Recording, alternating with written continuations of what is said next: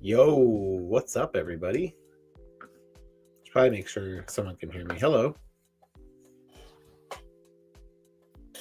Oh, I'm gonna shut this off.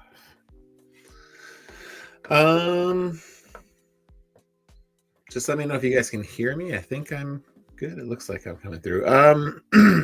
Hi, welcome. I haven't done this in a while. Welcome to this year's Legendary Secret Santa. Yeah, perfect. Thank you, Ricardo. Welcome to this year's Legendary Secret Santa figure review. I'm just waiting for my co-hosts. I think Wes is about ready. Cam's a bit blurry, but you're good. Okay, cool. Yeah, sorry. I think I'm just not having... I don't have really great service right now for some reason. I'm going to try something here. It might work. But it's good. It'll give us a chance. Are you the guy from Whip? Neil, nice. What's up, buddy?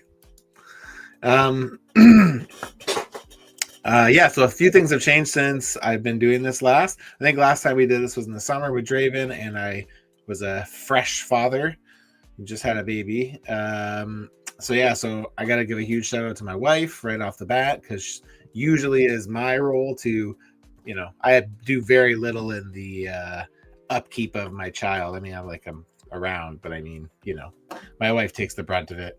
And I had to ask her if she could take the baby tonight so I could do this. So thank you to my wife. She won't ever see this, but yeah, it's nice of her to do that just so I can get time when she doesn't get any time to herself. So I appreciate it.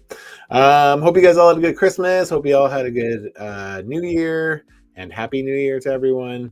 Wes should be here any minute now.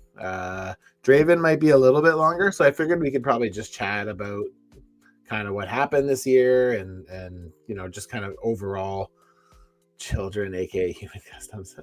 It's funny. If you guys are watching and you haven't said something in the chat, please speak up. And if your YouTube name is not the same as your Instagram name, just drop that in there. It's just nice. Or if your logos don't match, like I see Evil Guppies, Griffin Scott, but I recognize the logo, right? So yeah, so if it's the same logo, if it's something that I can recognize you with, then don't. But if not, then put your handle in, so that way we know who we're talking to here. So what we basically do on these is we go through all the reveals, everything that has been revealed thus far. What's up, Mike? How's it going, man? Painfully resubbing to everybody on this account. So we'll go through all the reveals and we'll just talk about them. Just so you guys know, these are meant to be a positive space, and we just want to talk about all the cool stuff that has happened in this year's event. There's been a lot of two for one figures, or 5 or 7. So I just wanted to bring some of that, because honestly, man, we're in such a cool little group here, and this year I didn't participate. It's the first time in 8 years that I haven't done Secret Santa. And man, I was missing out so much. It's just you don't especially the people who've been doing it a long time, and there's a good number of us who have been doing it for 5+ years, and then there's a newer group that's been with us for 3 years or so, right? And it's since we moved to Instagram, basically. And yeah, it's been super cool to just see this little community come together. And it's not everyone in the event is super chatty. I was in all of the let me just see. Wes said he's here, but he doesn't see anything happening. Let me see here. Please hold while I try to help my friend out. Let me see. Oh, let me just make sure that my invite link is correct. It should be. Oh, well, that's probably why. All right, let me do this here. 1 second. Well, if I'm wondering why they're not answering, it's probably because I gave them the wrong fucking link. It must change. I wrote it yesterday, so it must change. Here we go.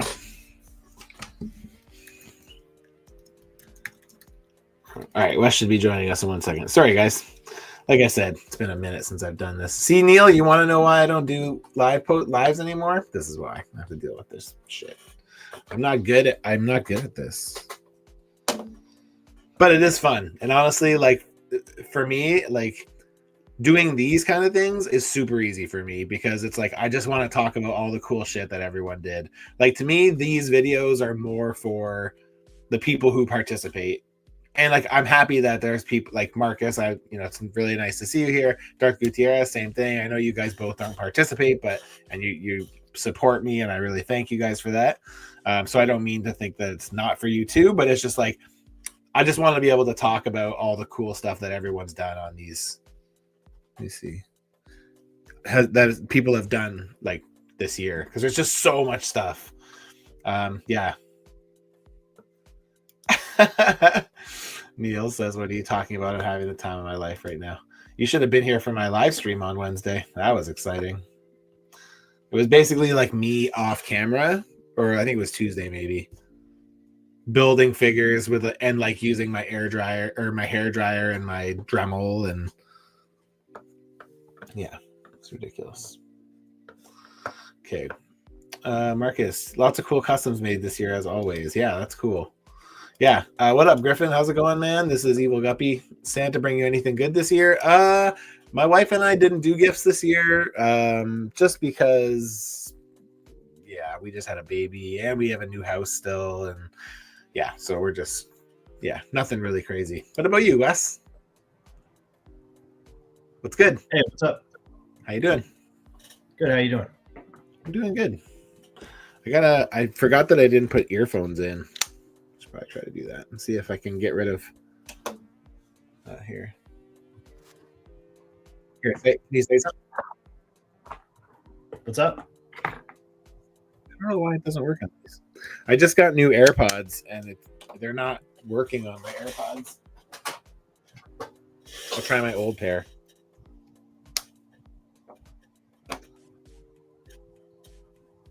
All right, there we go.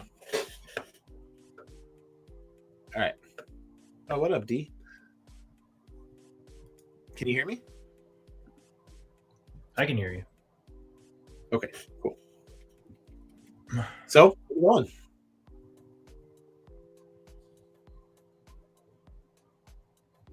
What'd you say? I said, how's it going? Oh, good. Good. Sorry, your camera's a little blurry, and then I didn't quite understand what you said, and then it like threw me off because like the mouth didn't match up with the audio. But yeah, it's going good. Nice. I'm in my new studio space / collection. Looks space. A lot bigger. Yeah. Yeah, I think so. Like it's I don't know. I don't know. I got a lot of work to do, but things are happening. There's a bunch of boxes and shit behind me. Nice. Aircraft carriers on that table back there. I didn't realize you could see it. Oh yeah, damn. Yeah, it's back there behind some other stuff. That's craziness. I got a new light on my table, which is kind of cool. Nice. Oh yeah. Good lighting is key. I remember when I built this place, I was like, I'm over lighting it. Sometimes it's like you can never have enough light. Yeah, we have a different studio space downstairs that I could use, and I originally was intending to use, but I've been bound and determined to get this to be more than just a collection space and get it to be something that I can use for customizing as well. Plus, like trying to keep custom stuff downstairs is difficult. There's just not enough storage. Yeah, there's that. Sure. Aircraft carriers on a table back there, and underneath that table are a bunch of drawer bins nice. With all of my excess. Yeah, my ridiculous, like unnecessary amounts of fodder that I have. Yeah. Oh, I can't even tell you how much I relate to that. For my two maybe three customs a year. which hilariously enough we always end up buying new figures to custom, like to build our projects, right? Yeah, and so now it's like, okay, well now I've got all these bodies that have pins, and I'm on the pinless train now, so got all these extra bodies where I'm like, Oh shit. do I want to build anything on the old Archangel body?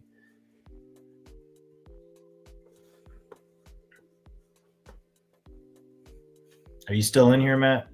There we go. Sorry about that. I don't know why my internet's having such a hard time tonight. Don't know. Annoying. I'm sure it'll work even better when I start sharing the screen. I bet. Oh man. So how are you feeling? So yeah, so I was just kind of telling everybody how proud of everyone I was this year for the event, because there's so much cool shit happening. Oh yeah. Oh, there's tons of good stuff. Yeah.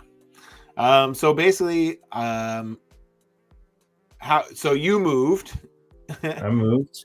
And then you had a pretty serious yeah, I medical... moved and then had the beginning of, like, I moved, and basically as you know, anybody that's watching can see, like, this room is not actually set up.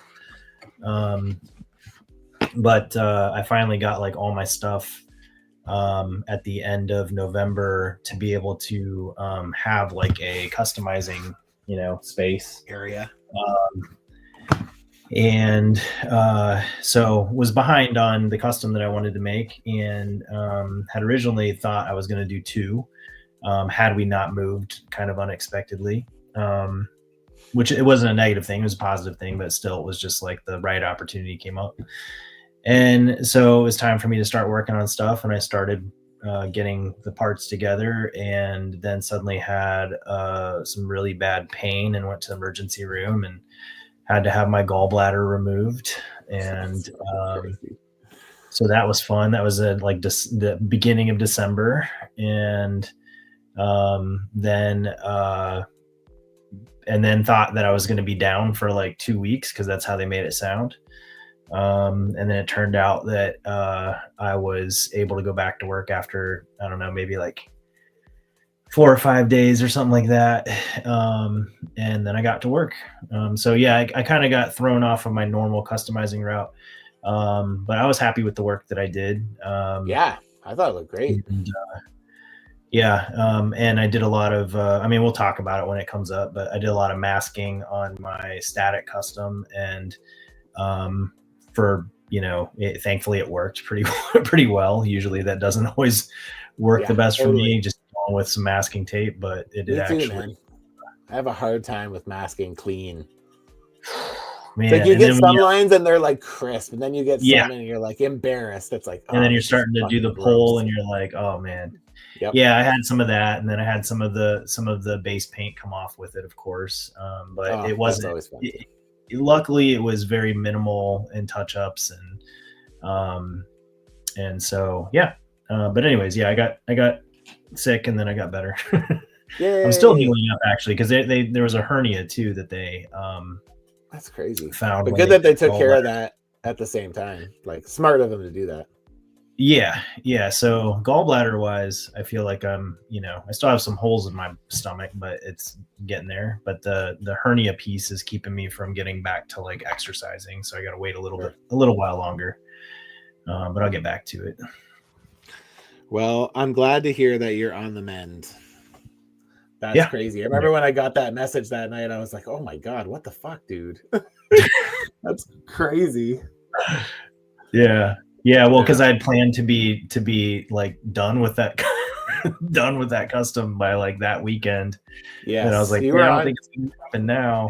Then everything came to a screeching halt. Yeah. So, but you still got it done. You still got it done pretty quick. Yeah. It was a bit late, but it wasn't that late. Yeah, I think it's still in the like acceptable late range, in my opinion. You know. Yeah, I think I was. That's not me condoning people not being on time. I'm just saying there is like 1 week past the deadline, I think. I think you were. I feel like it was like December 9th or something like that. Yeah. But anyway. Probably one of the fastest turnarounds on a custom that I've had, actually. That's great, man. I gotta say, I'm super impressed with our group. Like, how many people? Like, I can't think in recent memory of a time when everybody was actually finished before Christmas. Yeah, no, it's I don't know either. I mean, I feel like we usually have some people straggling past the December date. Yep. It's also um, I don't know. There's a definitely like a group of people. I feel like when we bring people in that are toy sculptors from the industry, Yep. um, they tend to be a little more behind than others. But that's also, in my opinion, anyways, generally understandable because they're making toys in real life and then trying to customize for the event. Yeah, at night on their own time. Yeah, yeah, but yeah, I think we had less of that this year. Um, Still had some people that do professional work, Yeah. but a little less than we have in past years, and I think that somewhat evened the playing field. I feel like we had a lot of people that are newer to the event, were excited and got their work done on time. And I think we've had some experiences in the past where new people don't get work done on time. It was the opposite this year. Like Yeah. all the Oh new yeah. like all the new people, I think, but one were finished on deadline. Yeah. I mean, this is a killer group, and the Yeah. work that came out was. Yeah. I just feel like it's getting better and better. And it's crazy Me too, because man. thinking that this started before me on the Floosh, and remembering back to like me thinking like, hey, this is a cool event, I want to be a part of it, to eventually taking it over, and then the fact that we're able to give it life after the Floosh forums and this new version through Legendary Secret Swap. It's really something that's grown over the years, and it's been interesting to watch it grow and see how people develop. And it's also really cool to see the people that do participate more than once, and see how they continue to build on their abilities year after year. I agree. And I'm also always just surprised by the number of people that have really good work out there that I've just never seen before. Yeah. And then I know there's some criminally underrated people in our group. Like when I look at some of the, like, I don't want to just call out anybody, but I'm just gonna call it out just because this literally happened last week. But Evil Guppy, like the guy who did Big Wheel this year. Oh, that like, was I was went crazy. I went and looked at his page and I like saw his followers. It was like, I think it was like 2,000 or something. And I'm like, what the fuck? How is it's so low? His work is like so clean. And then it's crazy to me. There's so many people in our group that are like, you know what I mean? Yeah. Well, and I do want to pause and not disparage anyone with less than 2,000. I have 1,200 followers. Yeah. Oh no, sorry. I didn't necessarily mean that 2,000 was low. I just mean that like, no, I'm just surprised because I look at like some people who are like, bigger. Oh, 200, he said. Sorry, maybe that's why. Okay. Yeah. But still, yeah. the sentiment's the same. Is like there's a lot of people who are like super super talented that like no one sees it. Like, right. It's sad, but it's awesome that we get to show it off a bit. Yeah, and the exposure and stuff, and that's why I used to like Secret Santa. At first, like that, it's like just to be able to put yourself on a playing field with like everybody, like all skill levels, right? Yeah, it's cool to be a part of something that I mean, it's a small group, but it's also a big group considering the type of event that it is. It's cool to be a part of something that a lot of other people are a part of, and to feel like a sense of community, and also just to make something cool for somebody else, and to get something cool that you wouldn't have necessarily received otherwise, and to see how other people take approaches. I think we've talked about this in a lot of these conversations in the past, but like getting something that somebody else made, having it in hand, seeing how they approach things, even just asking like, hey, what sealant did you use? Because I like the finish on this, and seeing how much clearance people use to to try to eliminate paint rub, selection of parts, like all that stuff is fascinating to watch, and it's all a part of the hobby that I think you get a different take on it by receiving a custom from somebody versus just looking at pictures. I agree. I'm just gonna let Draven on so he's here. Sorry, I didn't want to interrupt what you were saying, because I agree with what you're saying. Right. What up, Draven? Gentlemen, how you doing? Doing well. How about you guys? Pretty good. Doing good. I love the hat, man. I knew you would get it. I knew you would. It's blurry, but I know what it is. My Home Alone hat. It's my Kevin McAllister hat. It's a good one. My wife bought it. That's a. Yeah, I can see it now that it's been pointed out. Unfortunately, your at least for me, your connection is dragging and you're freezing up a little bit sometimes. But that sucks. Anyways, yeah, Home Alone is a every year watch for me. The first one. Me too. Hey, I think I'm gonna leave. Do you guys mind just chatting? And then I'm just gonna reboot my computer. It might help. So. Okay. All I can think is that scene from Wayne's World where like Wayne leaves Garth and he's just like. Okay, you guys just talk amongst yourselves. Do whatever you want. This is good. Okay, I'll be back. Okay. Cool. All right. Let's hope this doesn't just crash. It won't crash. It won't crash. You're good. You put me in charge, it will be. Okay, I'm going. Bye. We'll see you in a few minutes, I guess. Have you been able to watch any of this, or are you just literally just jumping in now? I just jumped on. Yeah, we painted. We were talking shit about you, so. I mean, I wouldn't expect you to else. Not actually. No, we were actually just talking about just the event in general and like the group that we had this year, and talking about the level of talent that's come out of this event this time, and so sort of just kind of going through that stuff. Cool. Yeah, I've been so distracted with the business and home life, like I haven't honestly seen a ton of reveals, so a lot of this will be kind of new for me, which is kind of awesome. Getting to see some of this stuff for the first time I'm seriously just like hopping on Instagram to talk to customers and like share what I've done, and then I'm like back to work. So that's cool. Yeah. Yeah, this time of year, generally speaking, and I was fortunate that Matt was able to do it again this time. But generally speaking, I tend to do a lot more at the beginning of Secret Santa, and then Matt has started to do more on the tail end at this time of year. So it's definitely different for me too, because I also get busy this time of year.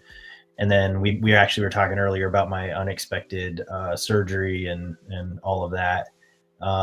And so, I've definitely been behind the ball in terms of like catching the reveals, but I do make it a point, every other day or so to check and see what's come out. It's a lot of really killer work. Cool. So it'll be cool to go through everything that's been revealed so far. And I think there's only a couple left. Maybe a little more than a couple. Cool. This time of year, getting through almost everything. That's pretty awesome. Yeah. Especially Charlie got his figure today, and we know how. Crossing your fingers with when things going through customs in Mexico. I've been there myself, so. Right. Yeah. Yeah. I think him and that's a lot better, Matt. That's a lot better. Oh, now I can see the hat. Yes. It was like the original Home Alone and then the remastered version now. VHS Blu-ray. There you go. Yeah, earlier it was like a dubbed copy. Yeah, that's right. I'm just gonna open up our page so I can share it. Hey, did you guys get this guy yet? The Secret Wars Wolvie. I just got a double by accident. Today I got a thing that said, your Marvel Legends figure shipped from Amazon. And I'm like, what could be shipping from Amazon? And it was that. And I was like, I just picked that up from GameStop like 4 weeks ago. It's funny. So, oh well. I love that head sculpt. That's funny, D. It's a great. Me too. That smirk is great. Yeah.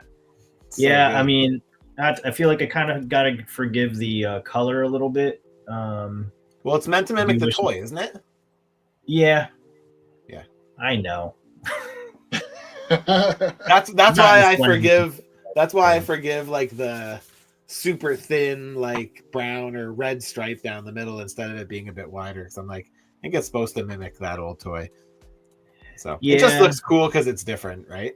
It does, yeah. And I don't know. I think I'm gonna have it be my brown suit Wolvie.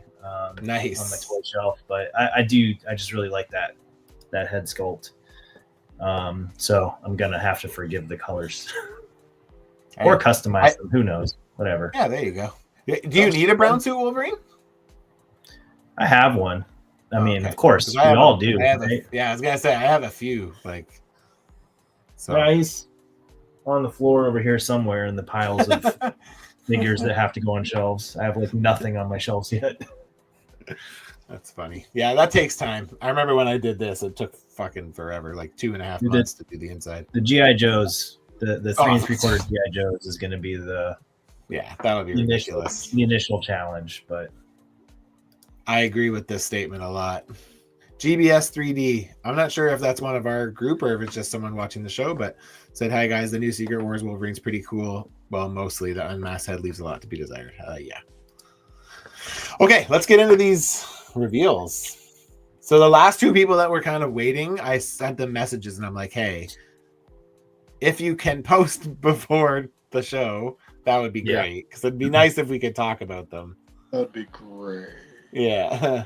I'm going to have to ask you to do this on a Saturday. Okay, thanks. All right, so this is where we started. All right, so this is where we started.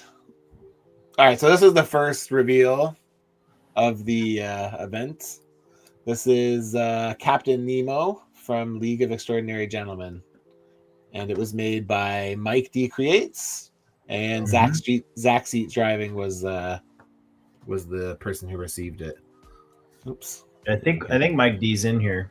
He was earlier, yeah. So I was just gonna say he was in my group, but I was in all the groups. So also it's funny how active some groups are and how completely inactive some other groups are. That's how I was like with the summer swap too. It's like, those people that meet each other like, you want to be best friends, and then it's just like a chat for 3 months, and then the others it's a graveyard, man. So Mike did this. Mike jumped on it like pretty damn fast. He started working on it pretty quick. I don't know the character very well, but I think it's well executed. But in these pictures, there's like a feather up in the top of the hat that had broke off in shipping. So I don't know. Yeah, I think this is the movie version, right? Because Captain Nemo is like a classic literature, hero, right? Right. So this is from the movie with Sean Connery, which I absolutely love that movie. So when I saw this, I was like, no way. It was so cool, A, that somebody wanted it, and B, that it was, executed. Yeah. This is Rick's action figure chop shop, right? Yes. Yeah, I thought so. What's up, Rick? I agree with you, Rick. That is I really enjoyed I love the movie. I don't think I ever saw the movie. It got such bad reviews, but it's just one of those that my buddy showed me one day. He was like alone on Christmas Eve, and he's like, you got to come over and watch it. So we watched it, and it was just like, this was really cool. So maybe that's more sentimental for me, but fair. Yeah. The comic is pretty cool for what it is. It's an interesting concept for sure, to like have just, these literary heroes. But I actually, at least when I watched the movie, I enjoyed it, other than probably I do recall some terrible CGI from its side. Now that you say that, it's I feel like there's like a piece of it that is coming back to me, like just seeing like in a trailer maybe or something. But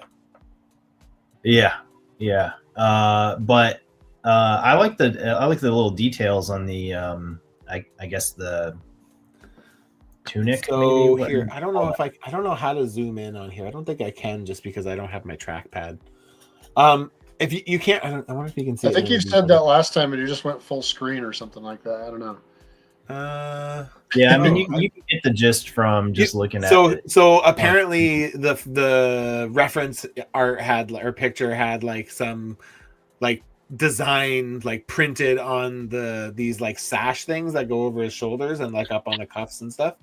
And so he ended up hand painting all of that stuff. So yeah, again, just talking about like little details. Like looks he really actually went in and hand painted all that stuff. So yeah, it's pretty cool. That takes. This is one of those. If like I had just seen it, I would instantly know what it was and be stoked. That's like how well executed this was. That I would have just been like, Yeah, I "Holy agree. crap! Yeah. Somebody made this, and that's amazing." So, hats off to you, Mike. That thing's awesome. Yeah, man, Mike. Another good entry for another year, man. It's awesome. So yeah, so Mike, and I feel like Mike has. This isn't the first time he's been the first reveal.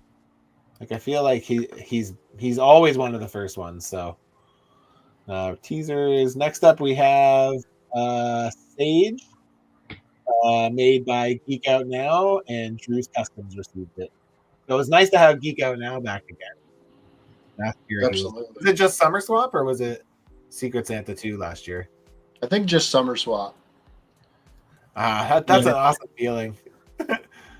Mike says he guessed it from the pixelated picture, so I knew I did good. Or you could also say that I did bad at pixelating because my usual pixelating program no longer works on my phone, so I had to figure something else on the fly. Sorry. The app that we use. Yeah, Glitch Lab, I think it's called. But it doesn't work on my iPhone anymore because I got a new phone, so I had to find. Oh yeah, else. It doesn't let me. Right? Yeah, that was actually kind of, honestly, it was kind of fun to use because it had some weird music in it. This one, the new one I was using, I had to pay for a month, but it made cool shit, I guess. So, anyway, so yeah, so it was nice to have Geek Out Now back because he has been with us for ever longer than you. I think longer than you, right? Maybe. Didn't he say? I think this year he posted and said he's done 19 years or something like that. Or wow, that could make sense. How long have we been doing this page now? Because I think this is our third year. So this is, I think, year 12 maybe of me running it. Yeah, that sounds right. And then I probably participated in maybe 4 or 5 before then. So yeah, I'm pretty sure he's got me beat. Damn, that's crazy. So yeah, nice to have him back. So yeah, so he did this Sage for Geek Out, or for Drew's Customs. Gave her a couple head options. Hey, is there a way I can make my screen bigger? Because I'm just showing, not even half screen. Oh, really? Wes, are you able to see the whole screen or no? I might have figured it out, gentlemen. Give me a sec. Oh, okay. Yeah. I mean, I feel like I can see me and technology. So yeah, no, hey, I got it. We're all having a good time with technology tonight. Now I can see her a lot better. That's awesome. There you go. There you go. I hate to admit it, but I think my eyes are starting to go on me. Yeah. I might have to finally get glasses. So, dude, I can relate. Yeah. Only when I made it to almost 42 without them, so I mean that's not bad, right?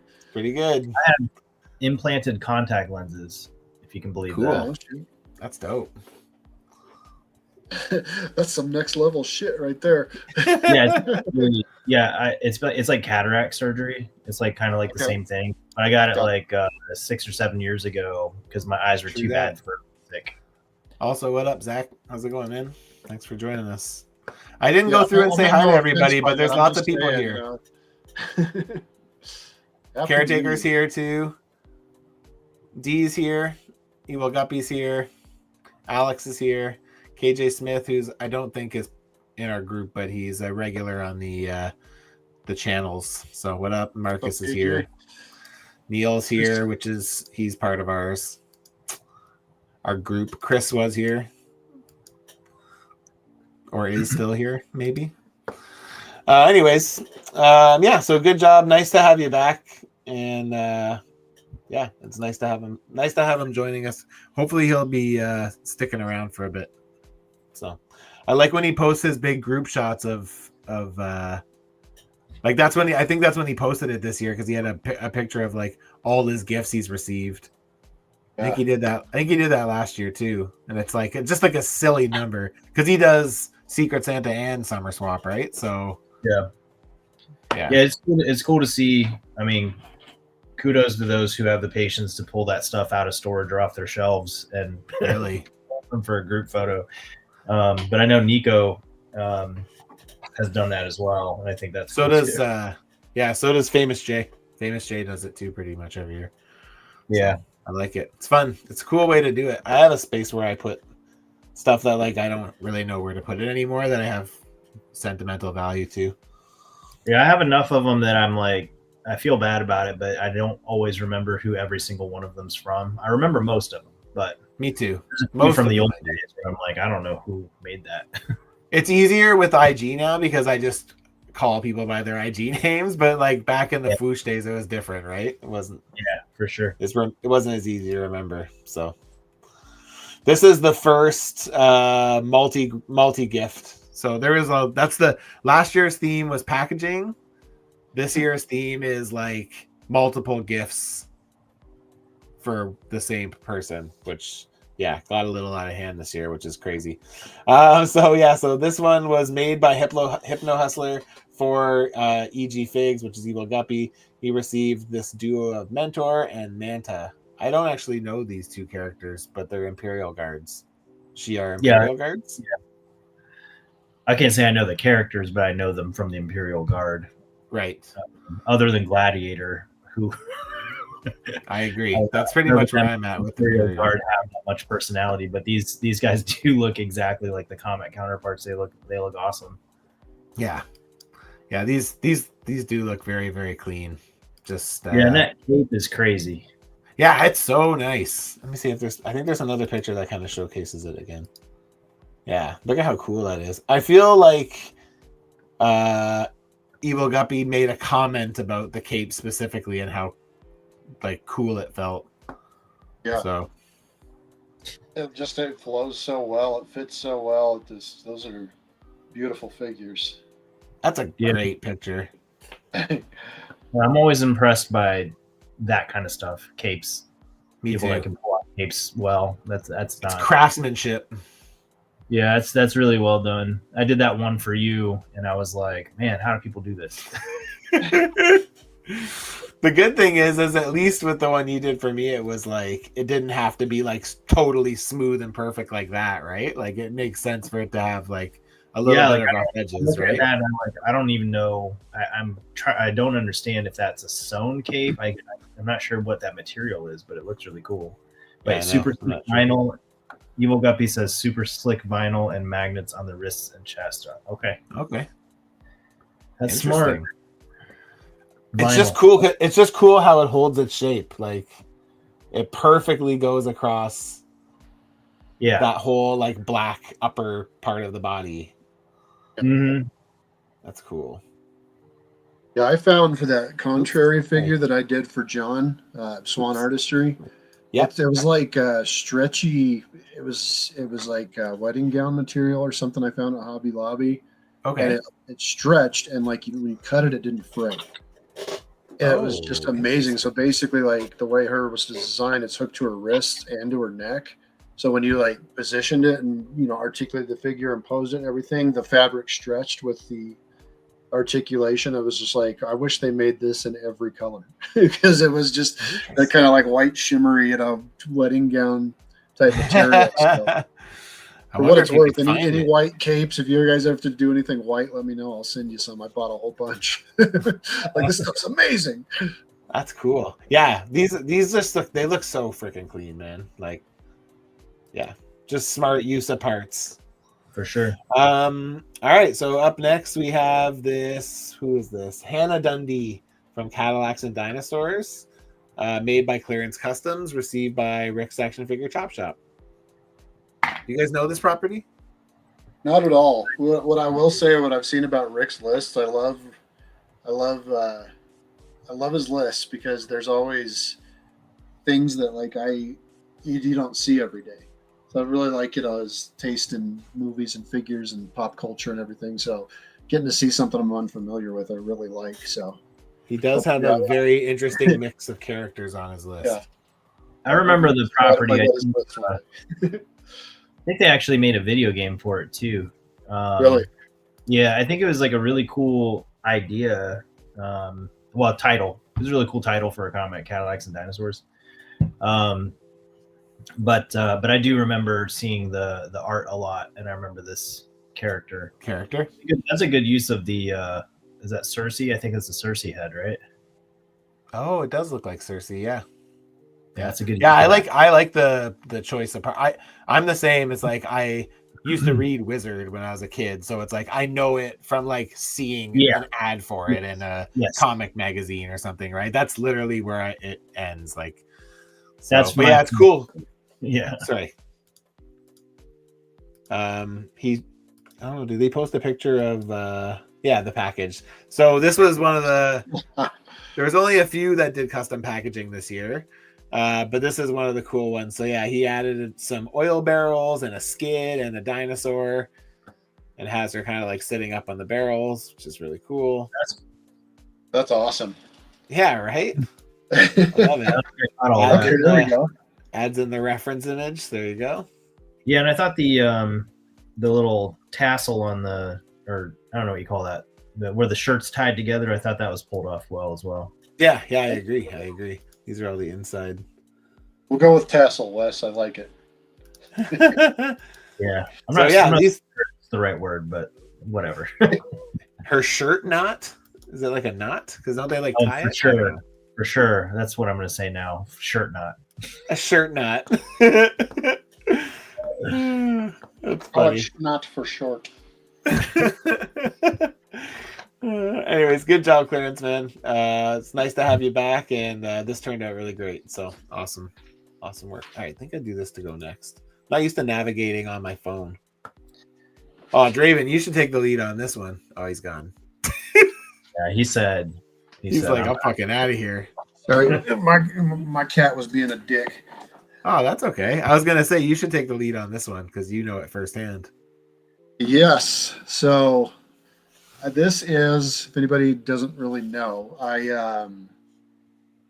starting off, I'm a big fan of Blue Eyed Blonde. So when I discovered Gwen Stacy, in the Marvel universe, I was pretty stoked. So being that I'm not the biggest comic guy, obviously try to adhere to the rules and everything. So I started kind of looking into Gwen Stacy, and I saw that like they've made several spinoffs of like the Gwenverse, where she uses multiple different characters from the Marvel universe. Like I saw an Iron Man version of her and Captain America and Wolverine and whatnot. So I basically put on my list, like, why don't you make Gwen Stacy however you want, any Marvel character? And I was not disappointed. So this is actually the second figure that I've gotten from Pym. And you guys probably know, I don't know if you guys both have work from Pym, right? I do. That's how we met. That's how we met. He did. I can't remember. He did something for me for a Secret Santa, I think, one year before I was running it, like quite a while ago. I have a classic Baron Zemo from him, if I remember correctly. Nice. Gotcha. But yeah, like it's just, I know we say it a lot, but the pictures do not do this figure justice. Like having it in hand, you see how gorgeous it is in the pictures. It's like 10 times better in person. And just unbelievable, solid. Like when I was watching the video, how he did this, the way he does his clear coat, I was absolutely floored, because that was my biggest thing. I was impressed is how the figure feels. Yep. Like you look at it, and it seems like every single bit of paint on this thing is actually plastic. It's like it wasn't painted, like it was 3D printed this way, and it's absolutely amazing. So watching his process for that, and like, I clear coat something and it's good to go. And like, it's like a multi-hour thing, like a multi-day thing, the way, He puts those finishing touches on what he does, and it absolutely shows, especially in hand. Yeah, so I couldn't agree more. Zero joint rub. This thing just it's made from the recent She-Hulk figure that they did on the Iron Man line. Yeah, that's so dope. Obviously pinless joints and everything, and not a flaw on this body sculpt to begin with too. What's that, Wes? I said that's a great sculpt to begin with as well. Yeah, and the way that he sculpted onto what was already there, you can't tell the difference. It's like it was all made that way. The hair, the fur on the shoulders and everything, it's flawless is like the best word I could just describe. I remember like I first like pulled it out and I was kind of looking at it and I'm like, holy shit, that's Gwen Stacy as Sabretooth. Like he included a note with it, but it said don't read the note until afterwards. But once I got to looking at it, I was just like, wow. My wife was like, can I see it? And I'm like, no, not yet. I need a minute. I need a minute. And, from the images, it doesn't look like, like you can see sometimes when people do like a lot of clearance to get rid of paint rub, you can see that. And I feel like I can tell from the photos that there is no paint rub. But somehow the clearance doesn't look overly, and it's not. That's the crazy thing is the figure is tight, but it does not, the paint does not rub. So the way he seals that and everything with the clear coat and everything, I would say they figured it out because it's just like the shoulders go in the socket of the torso, the elbow joints, everything. It's just I've been to every which way. I watched his reel and I thought that was a lot of fun to watch actually. And I agree. And then he talked about his sealant, and then I was like thinking, like, isn't that? I thought it was the same sealant that Matt uses, and it is. It is. And they don't make it anymore. So I'm like, damn it, because it's the reason why I use it is because the first time I got a figure from him, I was like, I was exactly what you said, Draven. It's like I got it, and I was just like, this is like inspirationally good. Like it's like. It makes you ask, like, how do you do that? Like, how do you get it so smooth? Like, it just feels official. Like the paints feel like you said, it's like that's the plastic. Like it's crazy. Like it's like a figure you'd pay, $100+ for and not bat an eye at, Yeah. Oh yeah. Easy. No regret. Yeah. I have a lot of pieces from him because after we made friends from the Secret Santa, we started doing like personal swaps. So I think I have like 3 or 4 figures of his. So it's like, so I've really, I've made out well with my Pim particle stuff for sure. So it's pretty good. Yeah. He's just grateful. Yeah. And I just hope every year somebody makes me a Gwen now. So I just start getting this army of Gwen Stacy variants. I do love a good list like that though. One that's like leaves it open to the imagination. Take it and run with it. Yeah. That one would be hard to top. And I think the other thing that I just thought was really cool about it. I mean, I don't even feel like I necessarily need to say anything about how it looks because it's sort of like it speaks for itself. It's obvious. And I've in my comments that I've left on it on Instagram have I think exactly used the same word that you use, which is flawless. But one thing that I thought about the choice made here that was interesting was Gwen Stacy and then making the leap to X-Men. Because if it were me picking, I would have thought, oh, Gwen Stacy as anything. Yeah, I'll probably, I would have just went down the Spider-Man path. Would never have thought to go to a different, a different realm in terms of like the skipping over to mutants basically. Right. And the villain path too. So. Yeah, true. Even farther stretch. Right. Yeah. So that's why when I finally clicked on what it was, I was just like, holy shit, this is amazing. Yeah. It's it looks perfect to me. Yeah, this is I just want to hold it, Like I know, right? The colors are so inviting. Like they just look so freaking good. Yeah. And his skin tone is like just freaking flawless, man. Like it's his use of pink as an underlayer. Yeah. Yeah, I saved that video for sure because I'm like, I need to. Lots of good information. I need to remember to go back and look at this when I do something that is similar. Yeah. I learned that with this swap too, and I think you had told me that, Matt. And I was talking about I was trouble with orange in our chat group, and you'd mentioned doing the pink. Pink. I've seen a few people do it over the years. I literally forget every time. Yeah. Hey, the thing is, we all have our things that we do, and it's just because it's how we do it. And sometimes you like find a time where you like need to make a change for whatever reason, and then it ends up yielding crazy good results, right? So, but yeah, this is freaking beautiful. I'm gonna backpedal just 1 second because I just wanted to. Oh shit! I wanted to just bring up this comment that Rick had about the figure that he received. He said, "I love this figure. Always surprised at the choices people pick. It's always the unexpected ones." That's the cool thing about having a cool list, Rick. Yes, indeed. Gives a lot of people a lot of different things to choose from, a lot of options. Mine are like, you can get my list and be like, this is Matt's list. It's literally like X-Men, X-Men, X-Men. Here's all these X-Men that are missing from specific teams. AOA. Astonishing. Anything 90s. Okay, this is another one of my freaking favorites of this whole fucking thing, man. Yes. Yeah, I think this is the figure that I like was the most hyped to see finished. Like out of everything, I think this was the one that like I saw coming together, and I was like, at the finish line, this is gonna be absolutely bonkers, right? And it totally is, man. It's so good. So this is Big Wheel, made by Evil Guppy EG_figs on Instagram, and the Code Red Kid received it. And he made so I think this version might be based on the animated series, I think, or maybe with some. I think I might be wrong on that. Don't quote me on that. But then he modeled and printed this freaking big wheel.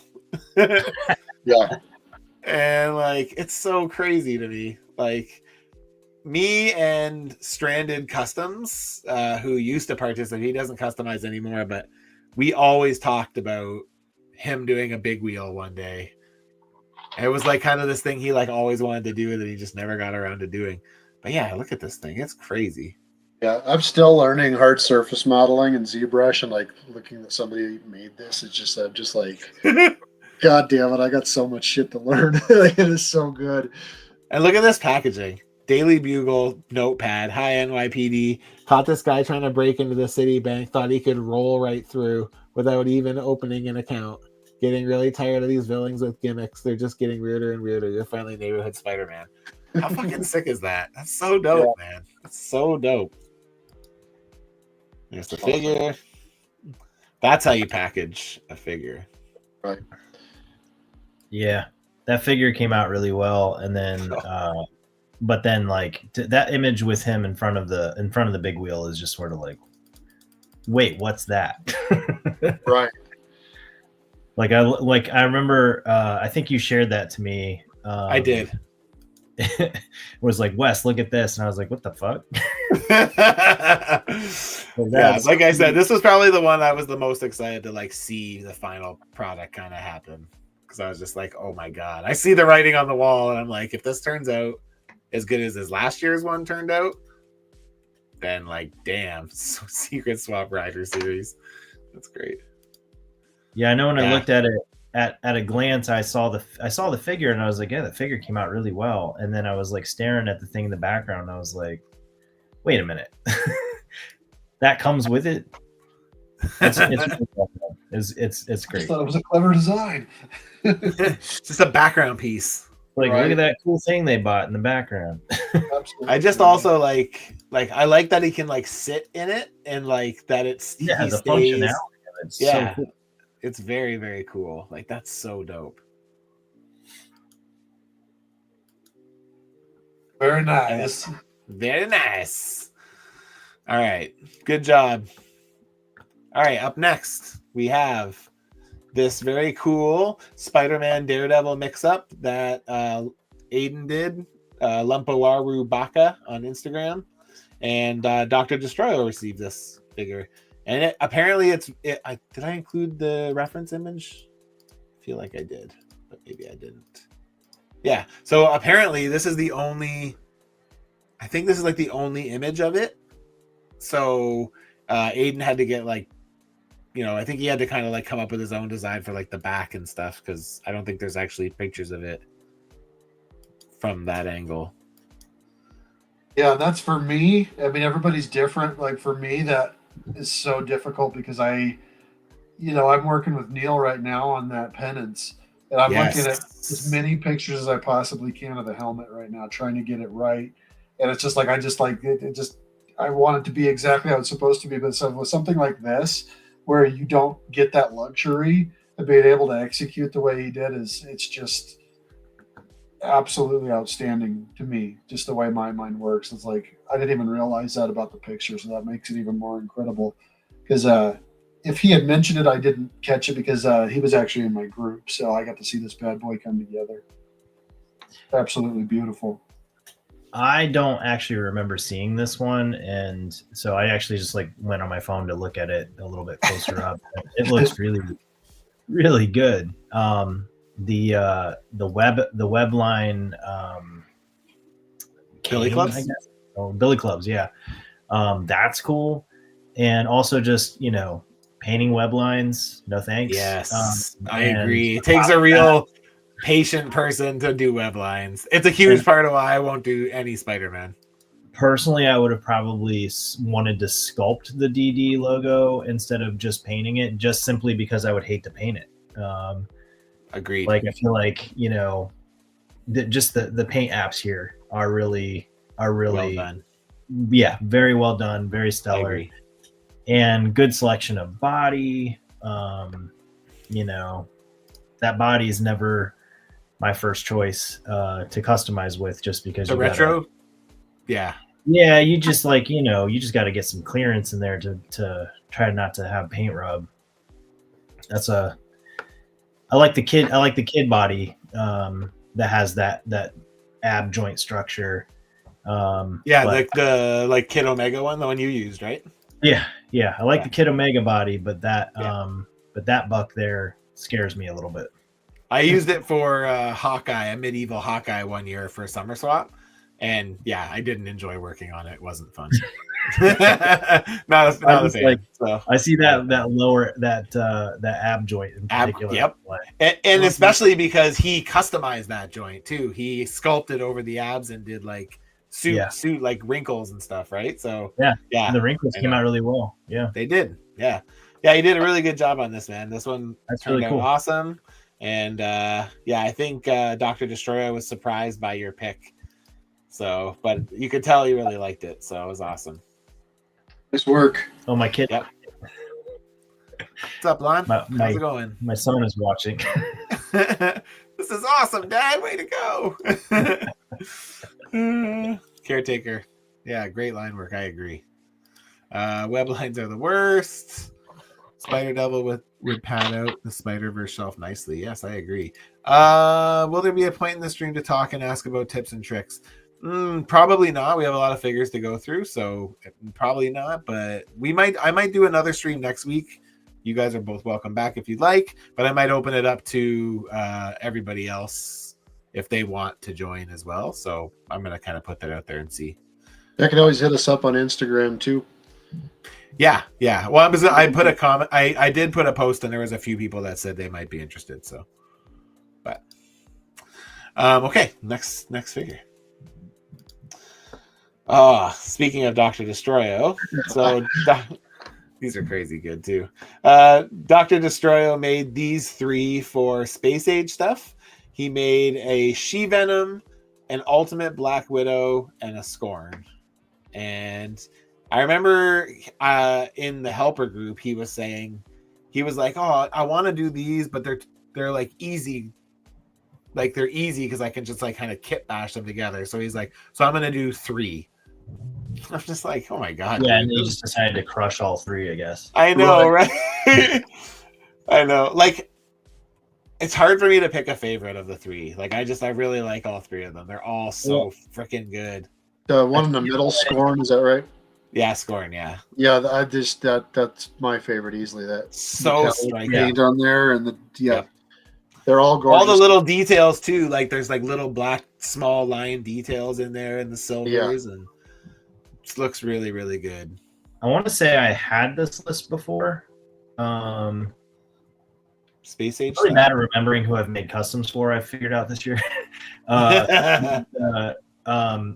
But I'm pretty confident I had this list before, and I think I thought about doing the purple character. I think that's Scorn, right?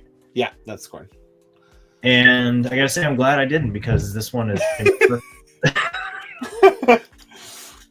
Yeah, I agree. This is awesome, and apparently, I don't want to speak out of turn, but apparently one of the arms that he used for Scorn, like one of the swappable arms, came from like a figure from his dad, and his dad has just like recently passed away, so he had kind of like some sentiment to it, and like, yeah, it was nice. But yeah, these are all awesome. Like, I freaking love.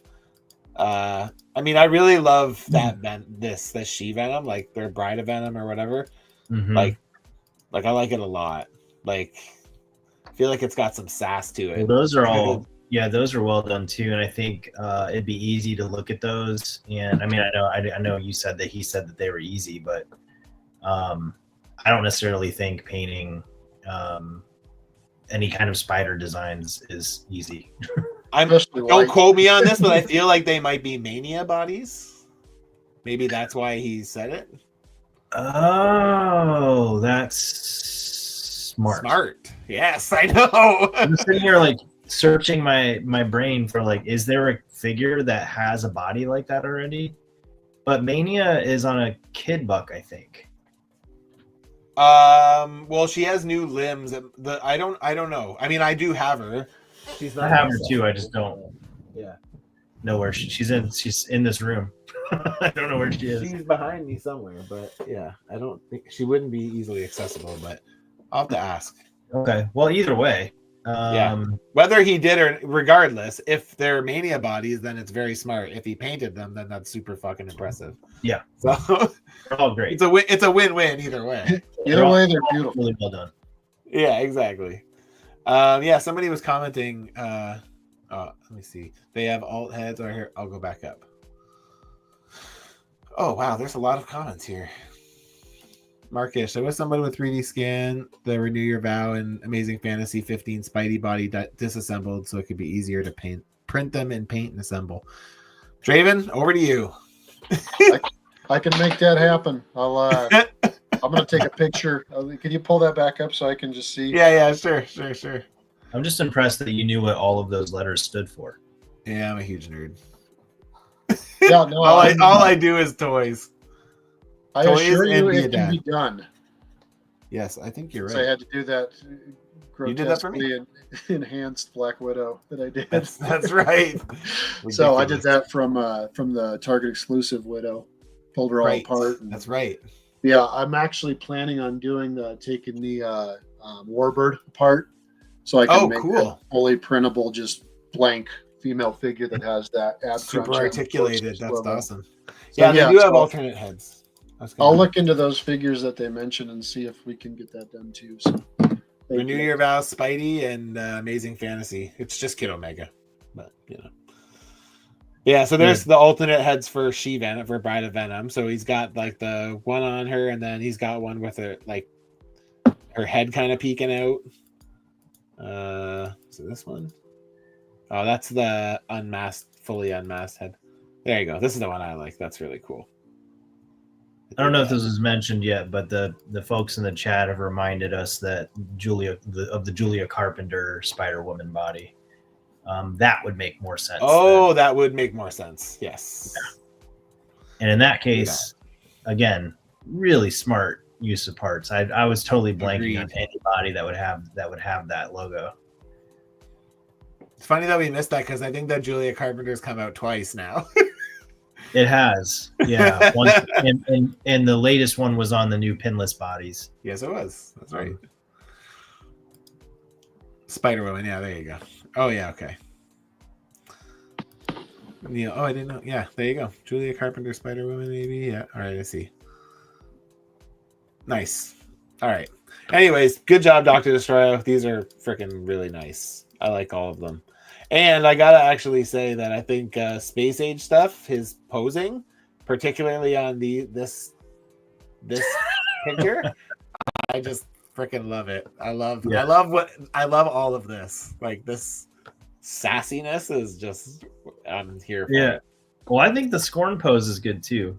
I do too. I think all three are posed. I'm not taking away from any of them. I like all three. Pretty good. But this one in particular is I really like. It's very funny to me. In all the best ways. Done. In all the best ways. All right, up next we have a custom from Drew's Customs that the last custom on the left received. I believe his list said like Green Goblin, like just have fucking fun with it. Just do whatever you want. And so Drew's Customs did like a mix of, I think he said he used like pieces from like multiple Green Goblin figures. I want to say it was like 4 different Green Goblin figures or something. The thing that I like the most about this one, I know you can't see the details super well in this picture, but the glider is like so freaking cool. Yeah, it looks cool. Like, love that. And I'm pretty sure he like pieced it together too. Like, I was wondering about that. Yeah. Let me see if he posted. Let me see if I can just do this. I'm just going to see if I can find it really quick. A better picture. I can. Here we go. And then I'll just share this tab instead. Here we go. So yeah, there's a kind of a cleaner picture of it. So he scratch bashed the glider. So foldable wings, fits on a Marvel Legends stand. Oh, uses parts from 3 different Marvel Legends goblins. Is that that's a Citizen V head on the front of that? Oh yeah, it is. Citizen V mask on the front. Yeah, that is. Good eye. Good eye. That's cool. Seeing this part of it. That's awesome. Seeing how it's cool. Out. It kind of like gives me like some medieval kind of vibes. Right. I dig it. The boots and the I dig it. Like if Da Vinci designed the Goblin glider, right? Yeah, that's awesome. Cool. That's a lot of Frankensteining on that one. That's really cool. I know. There we go. All right, move on to the next one. All right, so this one was made by Dirk's Designs, and it was received by M. Gant. And this is Satana. And he threw in this really cool throne, which I think is pretty fucking baller too. So yeah, awesome. I just love this. I know it's simple, but like that's some clean paintwork on that cleavage window and hip window, or whatever you call that, whatever that suit detail is. But yeah, well, that little skull pendant thing too. Yeah, it looks really nice. Were the horns sculpted? You guys know? I don't know. They look like they're sourced, but they still look. They look implemented well. Yeah. Really well done. Just necklace. Very clean. Very clean. Work. I don't know this character. Do you know this character, Wes? Yeah. Come on, man. I don't know this character. I know. You know all the all the deep cuts. So Satana actually was in Thunderbolts as well. In a black costume, and that one we actually got a figure of in the Thunderbolts box set. That's right. That's old. Yeah, she's on the Moonstone. The same buck as Moonstone. Yeah, it was in the same box set actually. Right. And I want to say she is Hellstrom. Yeah, she is. She's Satana Hellstrom. Okay. Damon Hellstrom, Satana Hellstrom, brother and sister. Oh, maybe that's right. Yeah. So is this like a Avengers? More like she's a good guy or is she a bad guy? She is, I think, kind of mostly a bad guy, but kind of a good guy sometimes. You know, like how Hellstorm was also in the Avengers at one point, and then I don't know, sometimes he's evil. But yeah, I would say mostly evil probably. Okay. I She definitely looks prefer evil, so. the Thunderbolts costume over this one, but this is the classic style. Okay, gotcha. The fleshy bits are painted really well. Like Very those, well. the way the lines go. I think you mentioned that cutout in the torso to the pelvis, but the sides into the legs. Yep. It's also really well done. Yeah, it's like smooth and like perfect. Yeah. Job well done. Yeah, no, this turned out great. So That red, good. very nice. Yeah, I'm assuming you used like a red base Marvel Legends body and then just added some highlighting to it. That's what it looks like anyway. But yeah, looks good. All right, nice. moving on. Next up, we have this Mary Jane Watson Punisher, and EEG Customs made it, and US Custom Figures received it. And I don't know if this is a real thing or if this was like a cover art. I was just about to ask you, but yeah, that's awesome. Yeah, it's very cool. It's very well done. And he decked her out too with a bunch of weapons and stuff too, which is nice. Very cool. I love it. I know Morley likes this one. Yeah. Super clean. Morley. What's that? Sorry? Super clean, yeah. Super clean. Yeah, crisp. Very crisp. Yeah, I agree. Nothing like black and white on a custom to show whether or not you can paint. Yes, I Right. definitely Yeah, agree. absolutely. There's no challenge more difficult than doing pure white over black. Yeah. And making it not look like shit. So, okay, here we go. So as far as I know, Punisher MJ was from a variant cover, but she looks great all the same. She sure does. Yeah, I agree. Nice looking Punisher. That Punisher skull is perfect. Yeah, it looks awesome. Yeah, honestly, he did an amazing job on this. So I remember when he sent me the pictures when he finished, it had the retro MJ head on it, like from the retro Spider-Man figure. So it kind of had like long hair that kind of came down the front. And because it kind of like covered a bunch of her skull, he's like, oh, I don't want to cover the skull. So I'm going to buy a new head sculpt for it. So then when he sent it out, he sent this. So they got something different. I think he ended up sending me a final picture as well. But anyways, yeah. It's cool that he didn't want to cover his work. Smart thinking. Absolutely. Job well done. Very nice. Next up, we have this. Superman. Yeah, this is what do they call this suit again? I don't know anything about Superman. His black and gray suit. There's a name. There's a proper name for it. I just don't know it. Really cool though. I don't remember. Reborn, Maybe. But yeah, so he comes with his guns. He comes with his big old boots. And yeah, I think this looks really good. This is made by your homeboy. Awesome. He's one of the new guys this year. Nice job. You know what that head sculpt is? Solar suit. I think it's a Mezco Superman, I want to say. There we go. Regenerative suit. That's the name I was thinking of. Yeah. It's a pretty nice looking head. Yes. Yeah. I want to say, don't quote me on this. I want to say that he got the emblem and the head from the Mezco figure, and then it's like a Black Panther with like avalanche boots, I think. I'm pretty sure. That sounds right. Yeah. I think it looks great. I think he did a good job on it. Yeah, it's clean. I really like that silver paint. It's not overbearing, but it's still metallic. It's just really looks like real, like unpolished metal. Like yeah, absolutely. I guess there you get a little bit of shine, but yeah, no, I like it. It looks that's good. Awesome. I wonder if that's a spray, maybe. Maybe, yeah, because he could have sprayed that before he put it on the figure, right? Yeah. So same with the boots. Yeah, but I agree. I like that silver too. Yeah, it's sharp. Again, it's simple, but it's pulled off really well. So it's like, yeah, gunmetal. Yeah, exactly. Nice. Job well done to one of our newbies this year.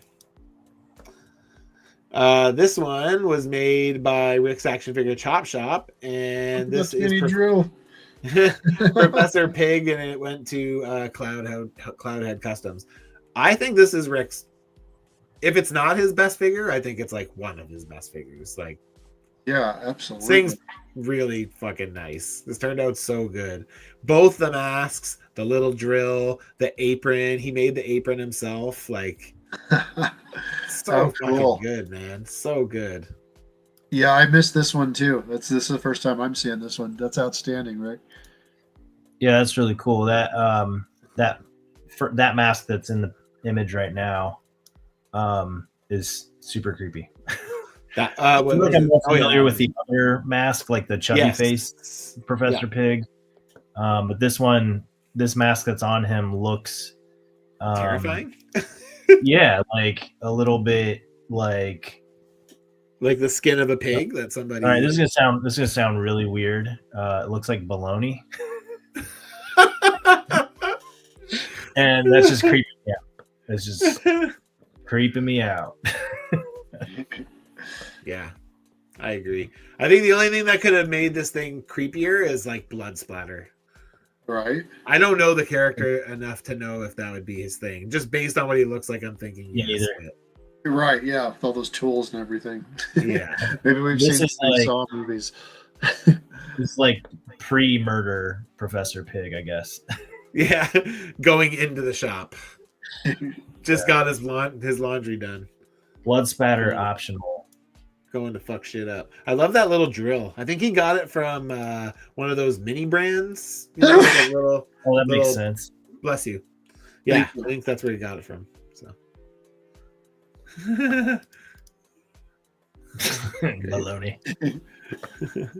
Anyways, good job, Rick. This is awesome. Yes, I think this is easily, like I said, if it's not your best, it's one of your best. Very good job. Up next, we have this very cool Rachel Summers from Excalibur that was made for Pickett and was made by Alexander Customs. And he, with this one, he used those same nail art studs that Robo used in one of his recent play days on YouTube. Look how cool those are.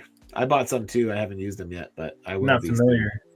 I started on one of these. Did you? I started. Yeah, actually, I don't. I mean, whatever. I don't know where anything is, but I did actually start on a Phoenix custom years ago, and I just clipped the sharp part off of nails, and then implanted them into the body, and it made it really hard to work on the figure. So sharp. Maybe you want to take that into consideration for penance, Draven. I don't know. Yeah, no, I sculpted every single spike with green stuff. God. Like, I'm looking at this and like, I'm an idiot. Man, Neil's gonna love that. I'm sure Neil has probably already seen pictures, but yeah. Well, I'm gonna have to look up what these spikes are. The ones that do it on the helmet on the computer. That's it. I'll send you the link. I just bought some myself. They're cool. They're small and they look like they'll work. But apparently, he said that these were pretty sharp as well, like working with them as well. Okay. So, but yeah, one of the other cool things with this one was, aside from the custom, is they actually met. So when I gave Alexander the address, he's like, "I'm gonna be there next week." No kidding. And he's like, and not at all creepy. Yeah, well, you know, I said, like, let me ask. I'll ask your recipient, and if he's down, then good, right? Because I think the only other time that's happened was, I don't know if you remember that. Yeah, I remember it. Yes. Yes. Somebody delivered the custom to you. Yes. Yeah. So it was cool. That was a cool experience. Leave it at that. Yeah, we'll leave it at that. But I mean, it was only 8 months overdue. You know. Right. Guess at that point you should hand deliver it. I suppose we could mention that you almost stopped doing the events because of that experience. I did. And then I wrote it back in. Yes, you did. Thank you. So yeah, so just kind of cool that they got to meet. I thought that was cool. I mean, like, see, personally for me, if that was if I could do that, I would do that, because that's really cool. that portion of it if they were okay with it. But yeah, I like this. Again, like I know it seems like a theme where I keep saying it's simple, but it's just like it's smart use of parts and like all of his extra stuff, like his wings, his spikes, his neck mod to give him the more range. I think Marcus mentioned that. They modded the neck, and I think he modded the ankles too as well to give them a swivel. So yeah, just smart use of parts. I also really like that head, that Black Widow head for Rachel too. I think that looks good. Yeah, absolutely. Really well done. Yeah, it's a good application. Yep. It looks like they strategically placed the one spike on the stomach to where it's not going to, pop off when you drop her.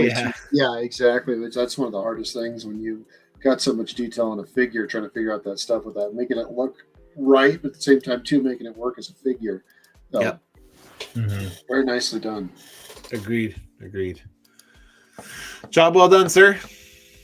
All right. Ooh, oh shit! What did I use that for? It's not what I want. Where are we? All right. Okay, so next up we have this. What's this character's name? Muse. That custom Famous J made for Lumpawaru Baku. And yeah, this is a Daredevil villain, I believe, cool, right? Yeah. Oh, that's awesome. Yeah, so actually, I looked this guy up recently because he's in the Daredevil trailer, like for the new show. Oh, right, that's right. So I had to look this guy up because I was like, "Who the hell is this?" And then when I saw this custom, I was like, "I know who this guy is." I already looked him up, but yeah, I looked up several photos of the character because I was like, "What's the deal here?" But that looks pretty spot on to me. I think it looks cool. You got the art there. That's sick. That looks so good. That QR code do. I was just having the same thought too. I'll let you do it. Let me see. Oh, it takes you to his Instagram. That is very smart. Yeah. That's cool. I need to do that. Idea stolen. Idea stolen. Thanks. Thanks, Famous J. But yeah, this is sick. I know that hat looks great. I love the dripping eyes and the look at the busted up fingers. What the fuck? You guys, this is totally random, but with QR codes, I just want to mention this real quick. We went on a hike and we discovered a cemetery here that we didn't know existed. It's very like an untraditional cemetery and it's very like artistic and everything. But there was a gentleman buried there that had a QR code on his grave, and I shit you not, it takes you to Rick Astley on YouTube. Yeah, Rick those people with his gravestone. It was the funniest thing ever. I was just like, oh my god, this guy is incredible. That's funny. Caretaker, good call. He says that Nick Fury hat. That might be that MCU Secret Wars Nick Fury that came out last year, I think. Yeah. Do we know what that upper body is? It doesn't look like a legend. I mean, it moves like a legend, but it doesn't look like a legend. Yeah. This is too long. I mean, it fits for the. Look at that neck point. I don't know. Well, from the side, I thought maybe it was Namor from the movie, but he doesn't have butterflies. Yeah, he's got the upper torso swivel. He doesn't have ab crunch. It's a really good choice for the character. Choice. Yep. I'm just curious what it is. Looks cool. I agree. Looks very cool. That's a terrifying picture. Mm-hmm. Yeah, this is crazy good. I love this. Good job. Good job, Famous J. Outstanding. I have a Famous J figure and it's awesome. So I'm not in any way surprised that this is also awesome. So either of you guys have something from Famous J? No, he did AOA with him. No. He did an AOA Mystique for me like 3 years ago, or it's good. It's awesome.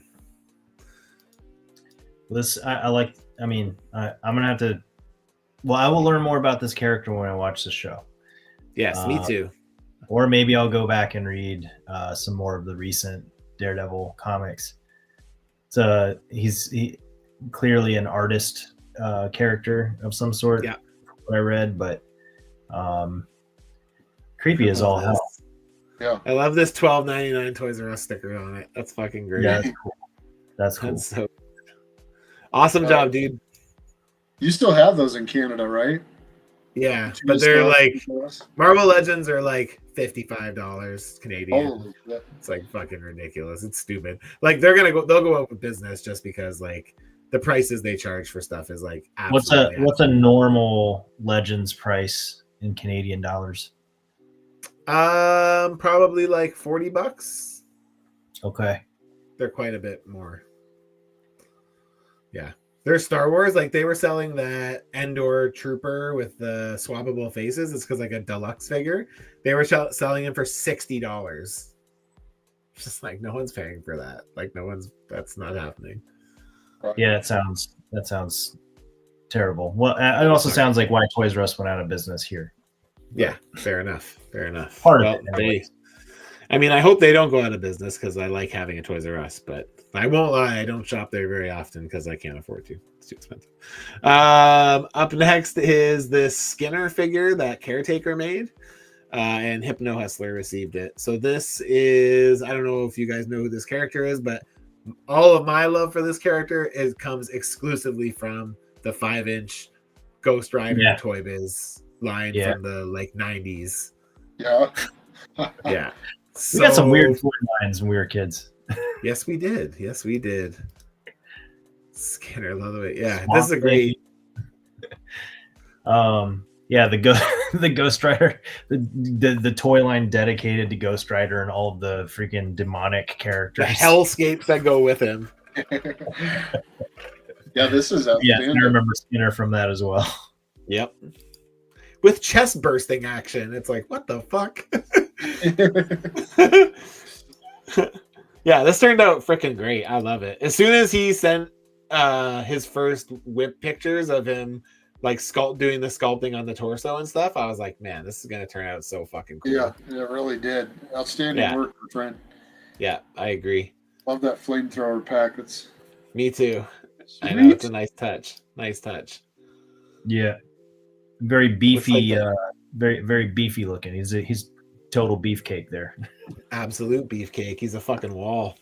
Yeah, super cool. Yeah, just super nostalgic for me.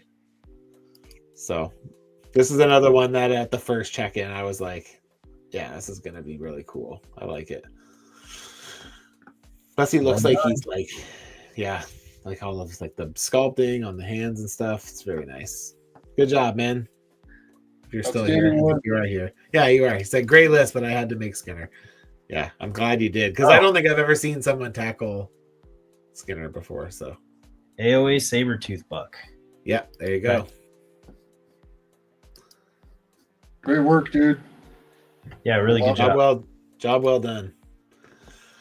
All right, up next we have another twofer. So Quilombo, which is Neil. Mm-hmm. Cool. This is my favorite out of the event. Old school Ghost Rider stuff that I love. That's dope. So yeah, so Neil made these. So Neil made Kane. To start with, he made Kane. And then the Saturday before like reveal started, they revealed Kane. Or maybe it wasn't this. It was like 2 weeks before, I think they but I think he like knew that it was happening or something, so he started making something else. So he did Kane, and then he did, what is this other character? Solo? Yes. Yeah. Is Solo a Marvel character? What's that? Is Solo a Marvel character or a G.I. Joe? No, he's a Marvel character. Yeah, he's I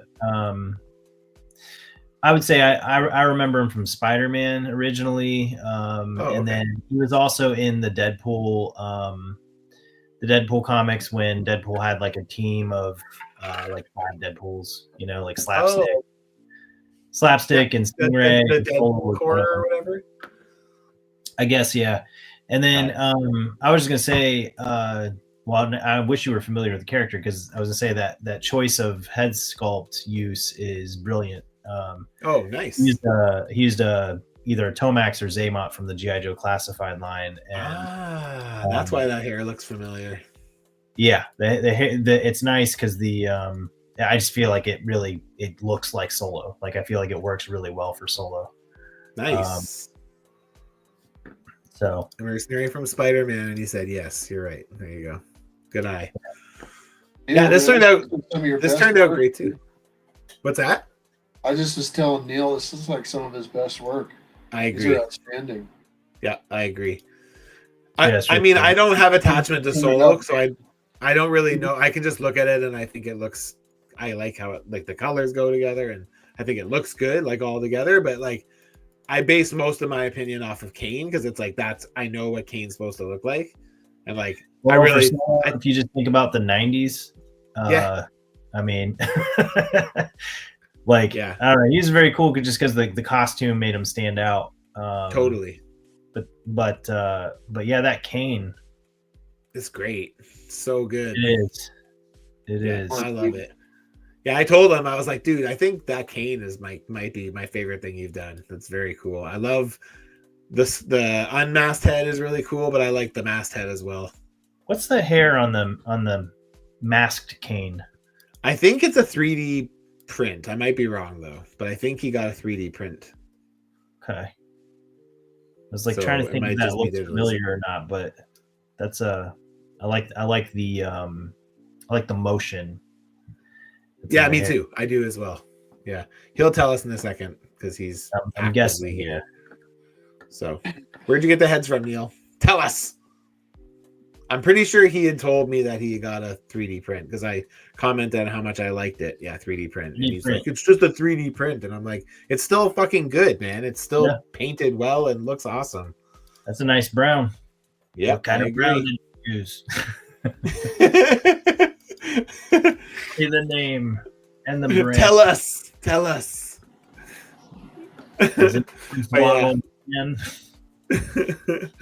Job well done, man. These are both awesome. They look really, really good.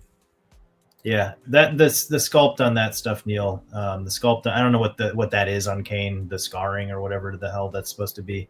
Yeah. But that sculpt work on that is sick. So great job on that. Good job.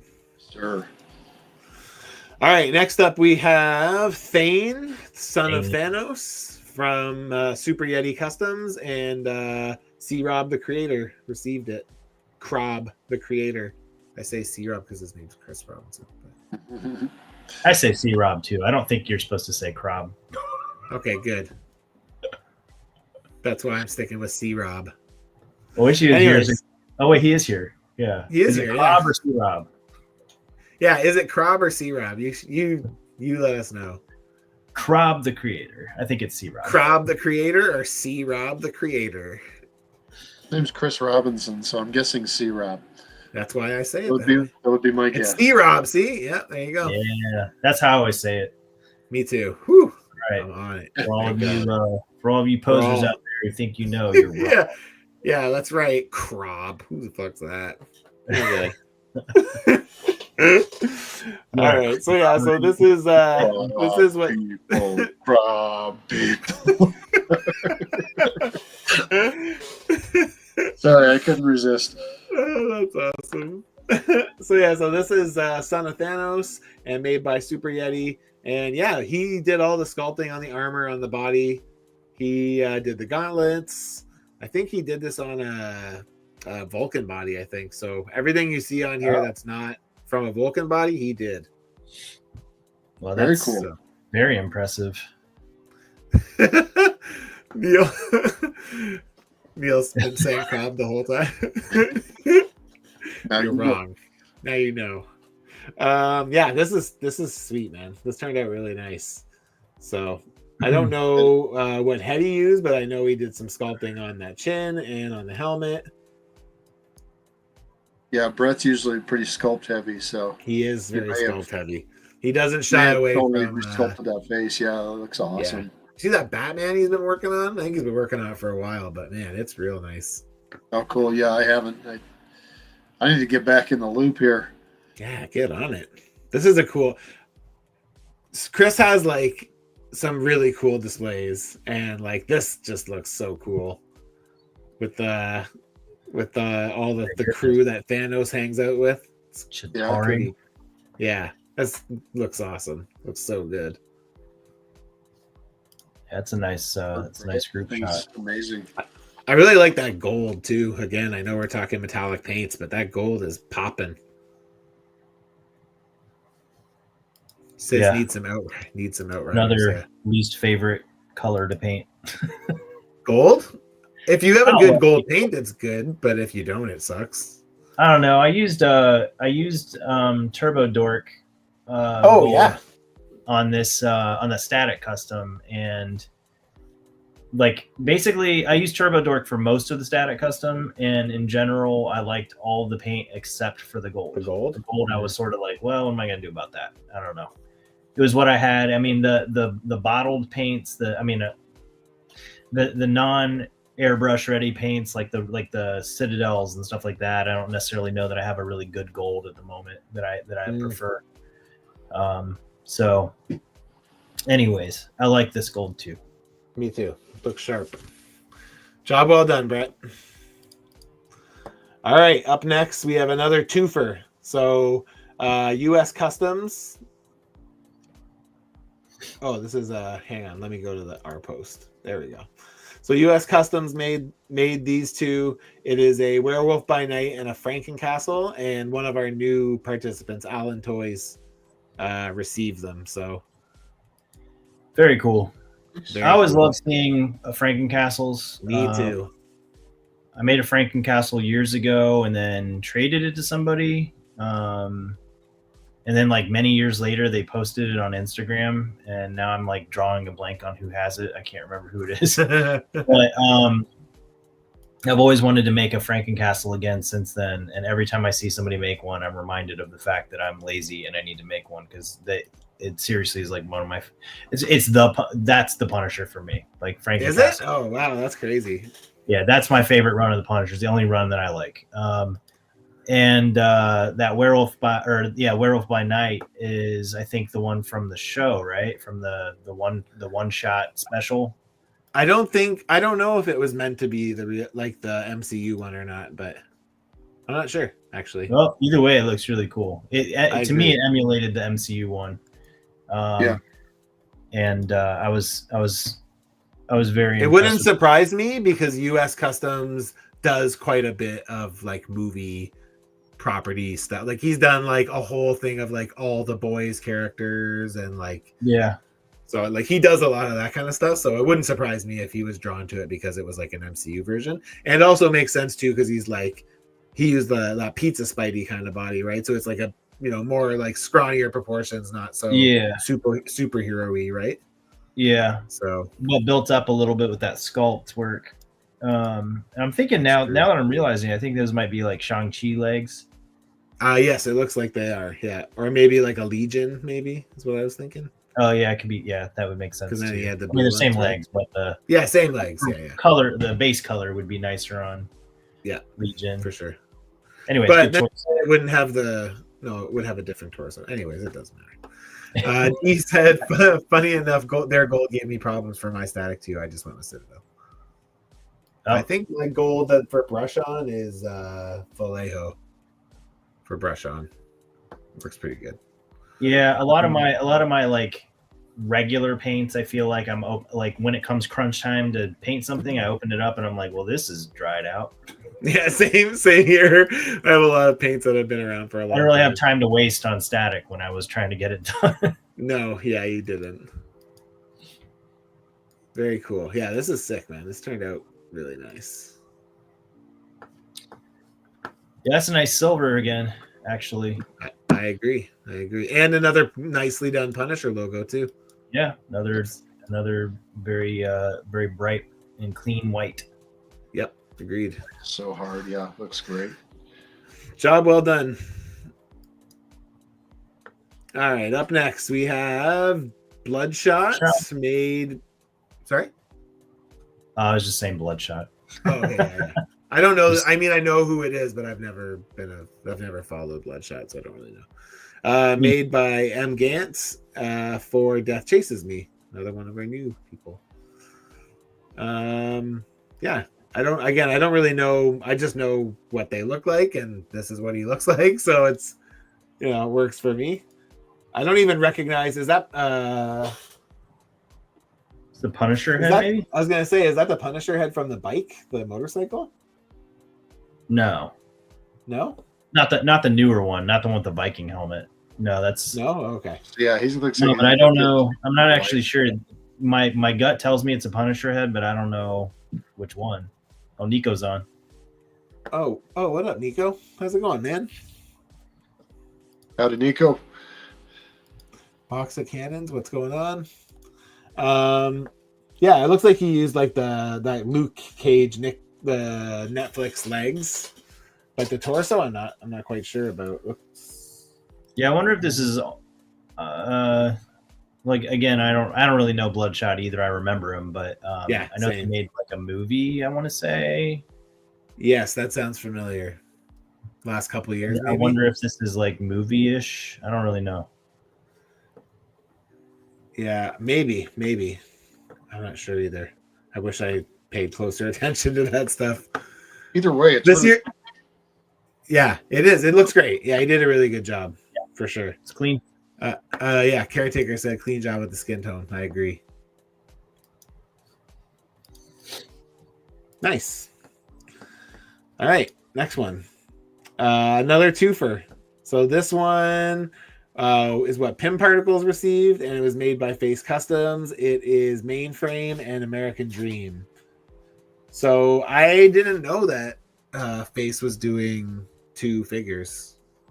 oh cool. Yeah. He was showing me American Dream. I don't remember seeing pictures of Mainframe though, so that's pretty cool. I've never seen Face make anything that isn't super clean, and these are no Agreed. exception. Absolutely Yeah. beautiful. Yeah. Yeah, just very pretty work. Agreed. Yeah, I Even agree. from here, like as small as a picture is, like I can tell there's an Yep. insane amount of detail in her eyes. Oh yes, there is. I wish I could zoom in on this. On my when I'm on my laptop I can, but when it's docked, Star Sculpt is solid too. yes, it is. No Funny story. Stars. When he started this, he messaged me like maybe like a month in or a little bit after that, and was like, "I have to restart on American Dream because he made like the wrong costume. I guess like he was like sculpting like a different version or something like that, so he had to like start the legs, I think, or something over again. But yeah, these look freaking beautiful. Again, not that I'm in any way surprised. I own one of his pieces, and yeah, it's pretty damn clean. So Yeah, I like how he airbrushes. Like I love how he shades with his airbrush. Yeah, it looks so good. Every time I try to do that, it looks dirty. Yeah, I was saying I'm never confident enough that it looks right. Like I'll spray it and be like, that look like what Face does? Yeah, me too, man. Honestly, I just like that black shading, but I feel like if you don't do it with precision, it just looks sloppy, and that's why I don't do it. So yeah, it just looks like you just learned how to use an airbrush. Yes, totally. Which sometimes I just airbrush everything. But no, yeah, he does the oversprays that he does are really nice. Yes, I agree. I was gonna say, C Rob says these look so clean, factory. They look factory. Caretaker, I was gonna say these are my favorites, and Gwen Sabretooth. Marcus, I remember Mainframe wanted to make one back when I was collecting 3.5 MU. Nice. Doctor Who Cyberman. What's that? Yeah, these are awesome. Amazing work, man. As always, not that I'm in any way surprised. This is another one that I really like, and he's here as well. So this is Captain Pollution. That was made by Devon Art, which is D in the chat. And yeah, this, when he said he was gonna do this, I was like, "This is fucking cool, dude! What a cool!" Is that like choice. Captain Planet's Nemesis or something? Yes. Yeah. Okay, I vaguely remember that show. This is awesome. Yeah, I don't. I don't know this. Sense. I know this because of what it is. It's not like I watched the Captain Planet when I was younger, but it's not like I have like this deep attachment to it. But I just love this idea, and I love the execution. Like he looks. It's like I said to D when he finished. I'm like, he looks like gross in Yeah, I the was best saying, in all the best ways possible. Like the Right. boils and the Little- fucking they're Yeah. so nasty. Like look at these they're things. really well done. They're very well done. I mean, All the gross bits. I'm like looking at how the color fades in the red and the purple there. Yes. Oh, Mhm. that's just beautiful. Looks like those cars that change color, you know? Yeah, The way that totally. was done. Yeah, Color Just shifting. showing all these different angles. It's absolutely amazing. It looks so cool. Yeah, it really does. Nicely done. I love all of the. That's a cool picture next to Custom Captain Planet. That's pretty cool. Oh, cool.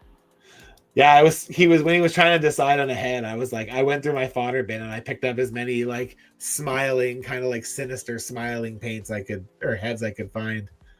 But he found something else. So because D's local to me, so we live relatively close to each other. Oh, nice. Very cool. Yeah, there's a turbo shift paint. Okay, there you go.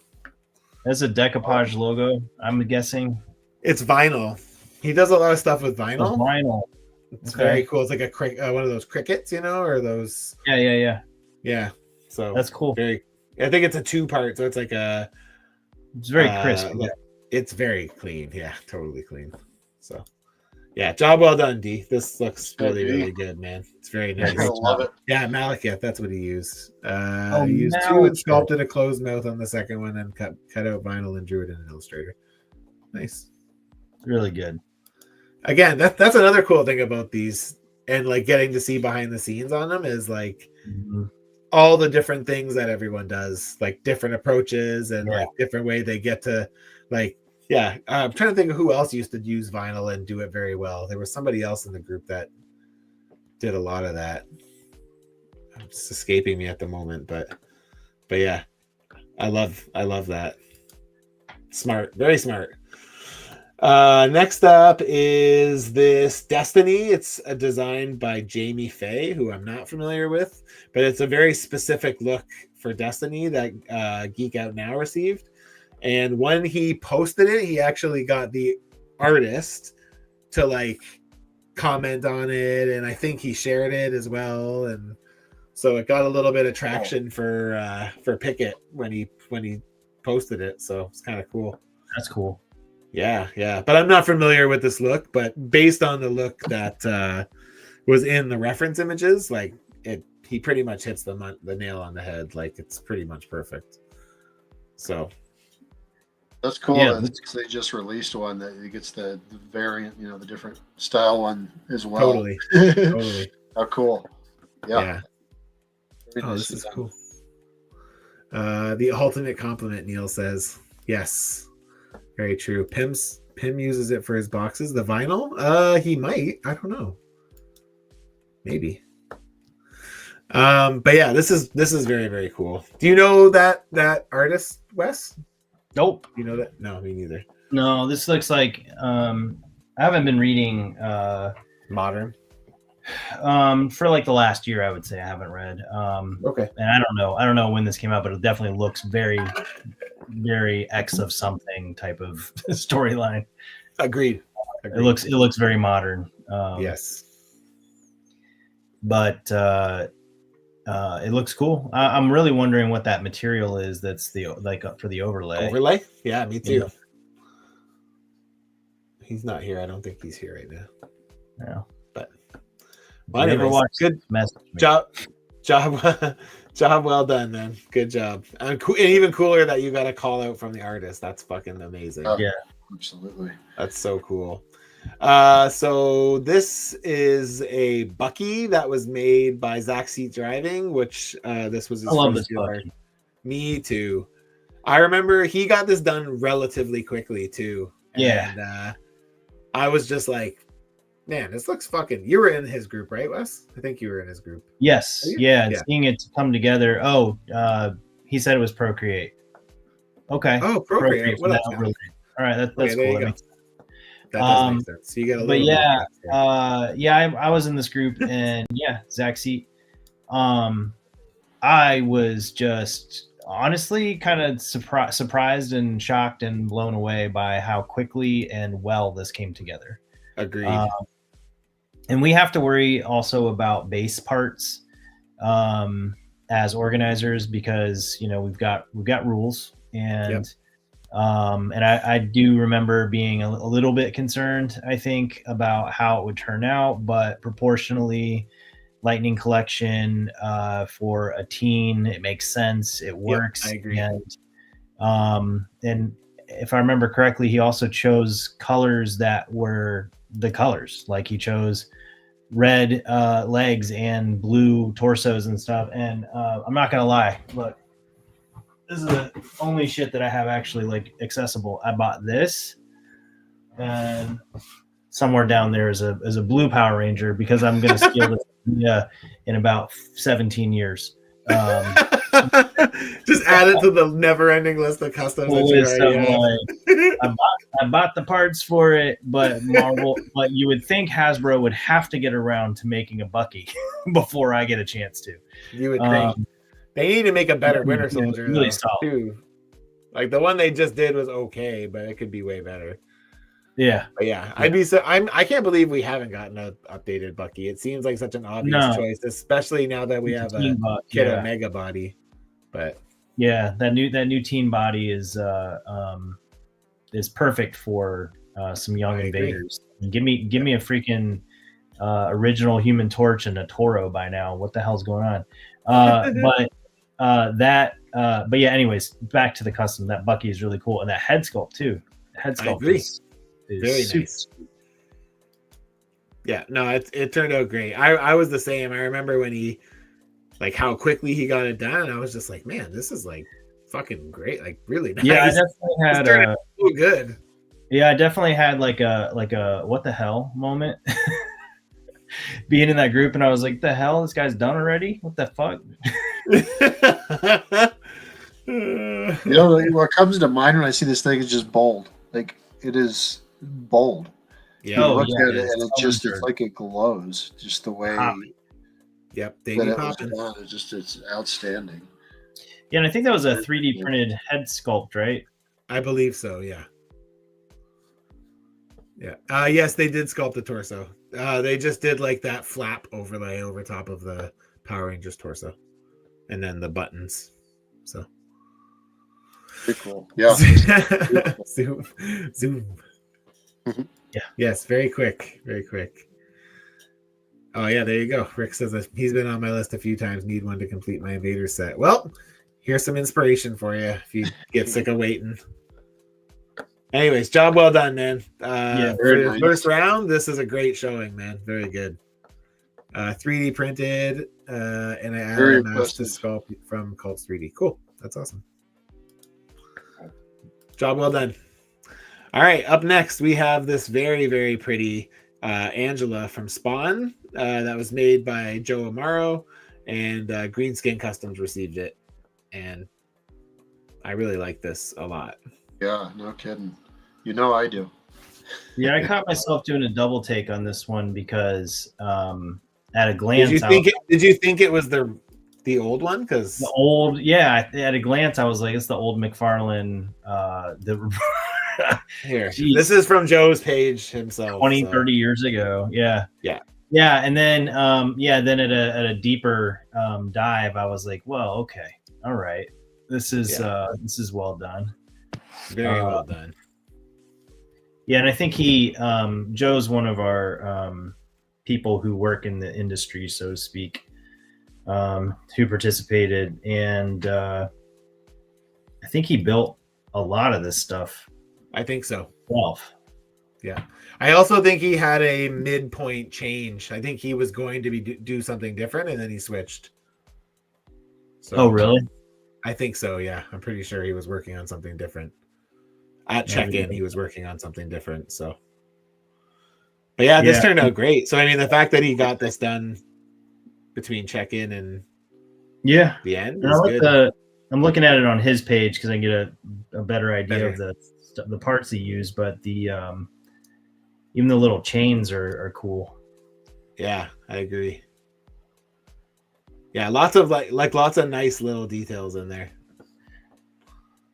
Yeah, it's absolutely beautiful. I have a figure from him. So oh, you do? I don't remember that. Yeah, that Mulan. Remember that one? Oh, I do remember Yeah, that. yeah, Yes. Yeah, it's just absolutely phenomenal. That's I forgot about that. That was your Disney princess thing that they did. Anyways, good job, Joe. This turned out like really, really nice. So job well done.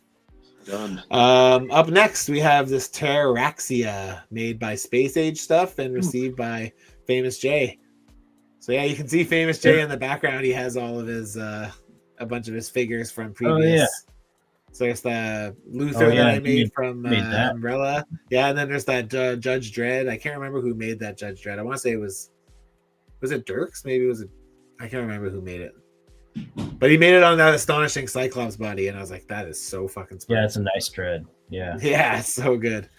So yeah, so he usually takes a picture with everything that he has together. And yeah, this Terraxia turned out really cool. I really, really like the use of these Omega Red shoulder pads as her like skirt piece. I think that's super smart. Yeah, it was smart. Oh, there you go. Yeah, D said the same thing. Yeah, it's very cool. Yeah, and I like the it's funny because I had actually bought an extra She-Hulk, or at least I assume that's She-Hulk, right? It looks like it. Yeah. I mean, he's done some work to it, obviously, but yes, yeah. But I had bought an extra She-Hulk with the idea to do this. And inevitably everyone will beat me to the punch on making custom. So so it's cool to see how he did it though, and that it was we shared the idea, I guess. But it looks really good. This isn't DC, this is Marvel, right? Yeah, Terraxia was in the Infinity Gauntlet story. Thanos, when Death rejected Thanos was like, that's cool, I'll just make a woman. And so he made a woman that looks like himself.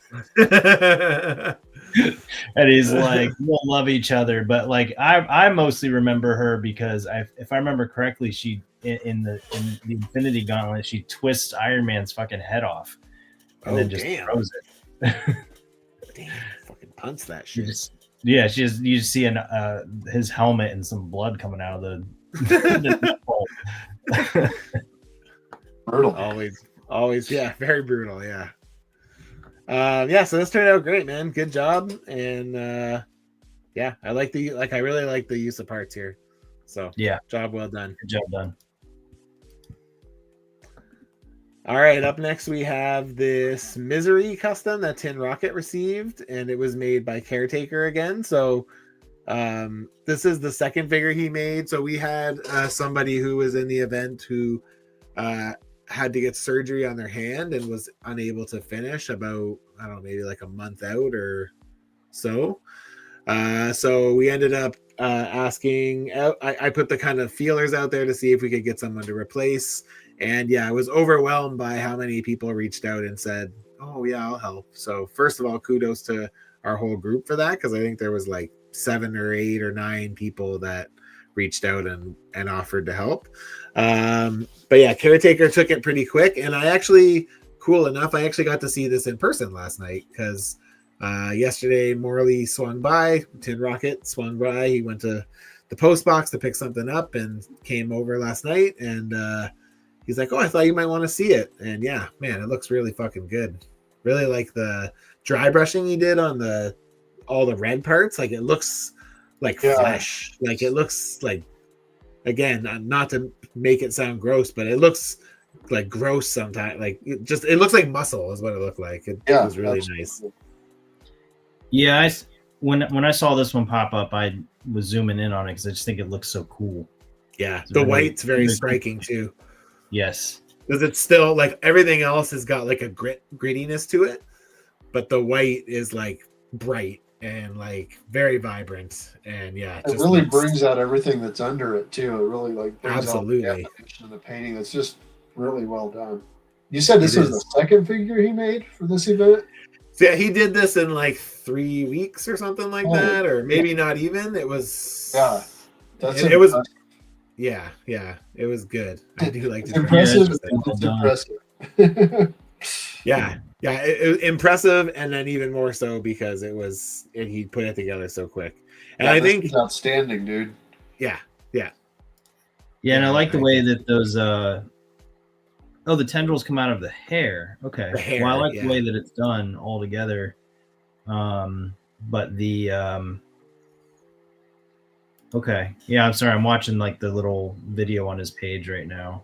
Okay. Yeah, it's very cool. Yeah, and if anybody watching this wants to see something cool, just go watch the video that I just did because it was pretty cool. It's very quick, but he shows like the sculpt and the work in progress of it. Oh, hang on, let me go look. I can just pull it up here. Let me see. Yeah, it's a few posts down, but okay, I'll find it. Is it? It's go past the phone ranger. Okay, yeah, hang on. I got it. Hang on 1 second here. Let me start sharing this one instead. Share this tab instead. Here we go. Yeah, you get an idea real quick of what all was going on there. Yeah. That's cool. I like what he did to those tendrils. Yeah, that's what I was saying. I like the additions to the tendrils. Very cool. Yeah, and then you get to see Skinner in the back there too. It's really cool. I'm really bad at remembering to take work in progress photos, but I love them. I love seeing them, and I love seeing like what something looks like before the paint hits it, especially if there's sculpt involved. And the level of sculpt detail that he did on this is really sick. So great job. Agreed. Nicely done. Yeah, it looks really, really nice. Cool. Yeah, look at that. I love. Yeah, it was very cool to see in person. I was grateful that Marley brought it over. So very cool. Very, very cool. Job well done, sir. Killer, man. Killer. Job well done. Thank you for stepping up too. This is the second time you've stepped up to help us in a pinch, so appreciate it. All right, up next we have a banger. So Morning Wolf received 5 figures from this Draven guy, and not only are they absolutely stunning figures, but then fucking Morning Wolf goes and takes these like baller ass photos with them all, and it literally makes them all look even fucking more beautiful. Like, I didn't want to post any reveal photos. I'm like, man, he did it. He's done. He's done. They're so good. They're so good. The pictures are good, and it only makes the figures look even better. Like, they look so good, dude. These are so clean. It's funny because when you mentioned it to us, you didn't mention to us that you made 5. I think you said that you made 3, I think, right?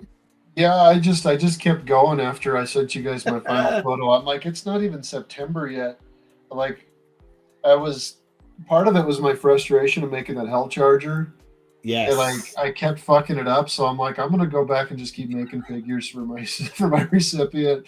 And I almost made one more. I can't remember the character's name, but I finally got to the point where I'm like, you know what? That's just I've got my business and stuff to run, but I really, really wanted to make. I can't think of her name, but she would have taken a lot of work. So I'm glad ultimately that I didn't, but I really wanted. Well, I think you over delivered. I remember it took him a while to post them because he got them and he wanted to make a video, and but he was sick. So like I said to him, just want to make sure you got them and whatever. And then like maybe a couple of days later, he's like, I'm gonna make a video just so you know. But he's like, man, I opened it and I'm blown away.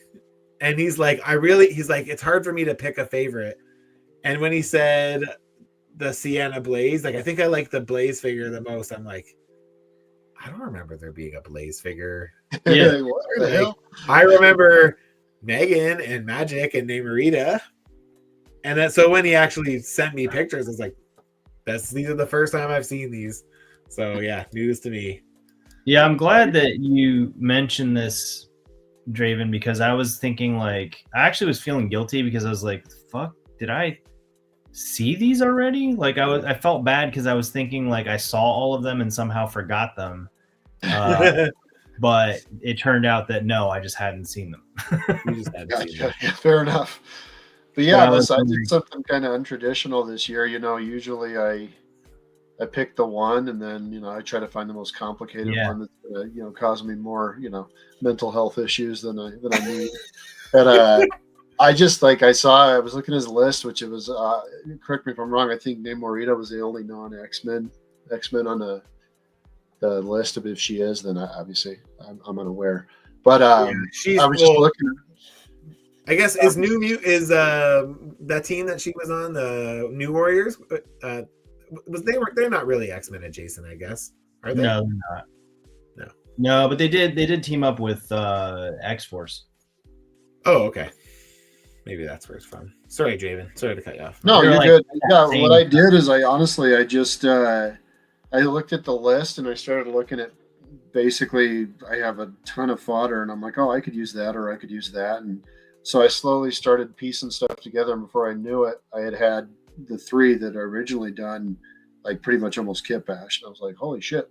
So I just started kind of rolling with it. And I had to order the Megan head because I used the Tigra body. I had to sand some of the hair and stuff off. Yeah. Hair sculpt and whatnot. But what I kind of learned from doing that revenge figure for Robert up in the UK, since I had to make that one so quick, I strategically used the base parts that were the color. So what I could do is add a different tone to it and then fade it into the base plastic to avoid having to do a lot of prep work. Yes. So that's why I used the orange for Megan, and then work smarter, not harder. Yeah. Right. So yeah, before I knew it, like I said, I was done even with the 2 extra before mid-September. You were the first one done this year. Really? Yep. No shit. You even beat Morley.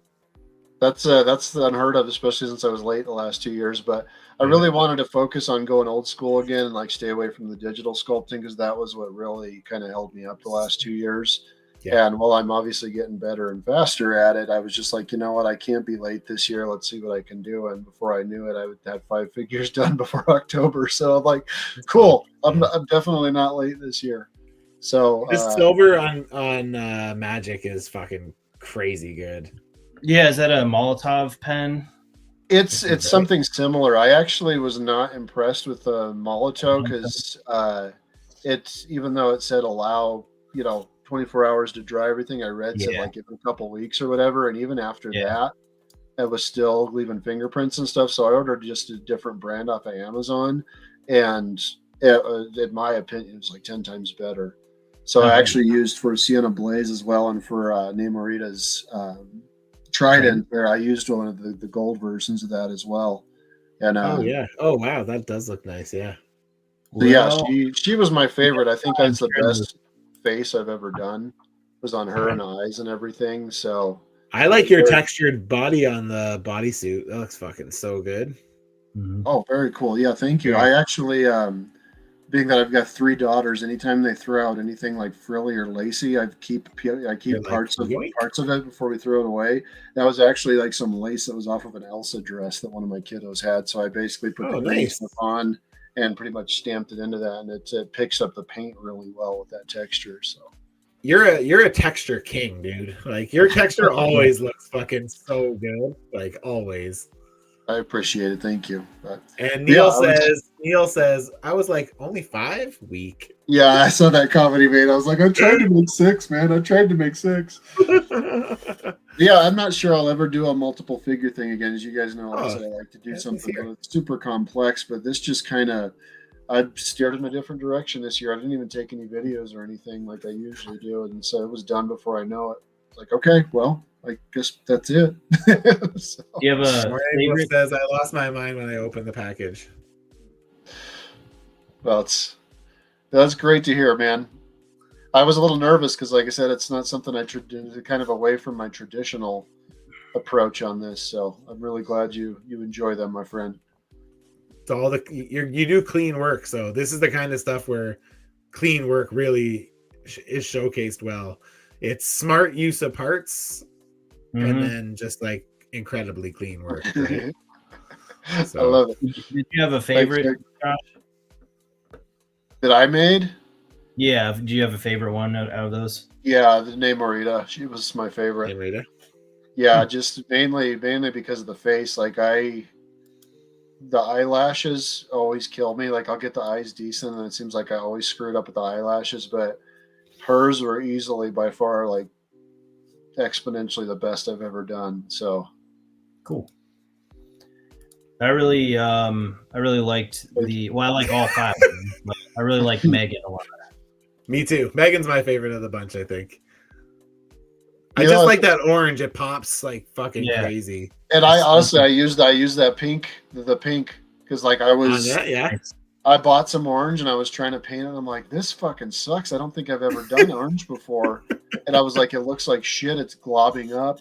And then like I said, I mentioned that, and then you had mentioned the pink. So I had some. I put that on, and it was like butter. After that, it was just insane how well that worked. So. D's so funny. What a humble guy. I was a little nervous. Bangs out 5, 10 out of 10 figures. Thanks, Steve. Let me see. What is this question? First of all, and to this person, are you part of the event, or are you just watching? The reason I ask is if you are, I just want to know who I'm talking to. But he said, when you guys do your customs, how much do y'all matter? And or do y'all play Wolf the female body better? And then he said height not better. You guys are, and maybe just reiterate what you're trying to ask there when you guys do your customs. Yeah, I don't quite understand. Do you guys know what he's trying to say? Esperanto, strange native tongues, language twins teach each other, man. No, in all seriousness, I want to answer your question. I don't understand either. Yes. If you ask it again, we'll answer it. But we just don't understand. Sorry. So yeah, Megan, and name Rita. Nice. They're all beautiful, man. You did a great job. They're really nice. So yeah, I was a little nervous using that metallic pen. I'll be right back. I'm going to grab a charger. Okay, sounds good. I actually sent 2 of those pens with the shipment just in case they're, like articulating them if anything broke or anything, because it's not paint, it's kind of that chrome stuff. So I was a little nervous once he started, posing her. If any of it broke, I gave him 2 pens with it to touch up just in case. But it looks like everything held up, posed well without it cracking or anything. So yeah, that silver is like striking. Like it's like so striking that it's like it almost overwhelms my eyes. I'm just like, whoa. It's like mirror image, right? I'll take some videos. I'll send you of it. I took her in the sun. It's pretty nice. Cool in the sun, reflect off of it and everything. So popping like crazy. Okay, up next, Wes will be back in a minute, so we'll let him say his piece in a minute. So up next we have the Storm. I think it's like a more modern costume, and it was made by Cloudhead Customs, and Swan Artistry received it. And I don't know if he knew when he was making it or if he knew when he got the address. It must have been when he was making it, because he said he did the hair with the yarn, because that's kind of Swan Artistry's kind of thing, is that kind of stuff. I mean, in fairness, it's a good thing he got, like, if I would have noticed that he was doing that, I probably would have stopped it, just because our rules are, we've said to John, Swan Artistry before, if you want to do that, as long as there's like a regular head option as well, kind of thing, Gotcha. But anyways, so he made this, and he must have known that it was John. I don't know how he knew, but yeah, job well done. I want to say this is his first time participating with us again as well this year. But yeah, so I only got the one picture, unfortunately, but what it's worth, there's no way I could manipulate yarn like that to make it look that insane. Like, you see the detail where it hits the head. Yeah, it's stylized. It looks really cool. Like, hats off on that, because I was just like, how the hell did you do that? It looks so cool. Sorry to jump back to the last one really quick, but just because we were talking about it, he said metal paint held up perfectly.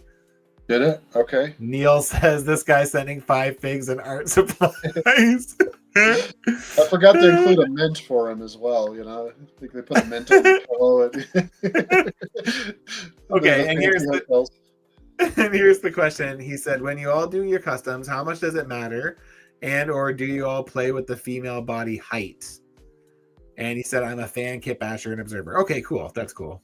I'm happy that you're here and watching. And yeah, I just wanted to make sure if you were in the event, I knew who we were kind of talking to. So I don't generally play with the height too much. I mean, unless she really feels short, then I might try to swap out parts. I'm not as because I don't do a lot of female customs, I'm not as good with my female fodder parts as I am with the guys.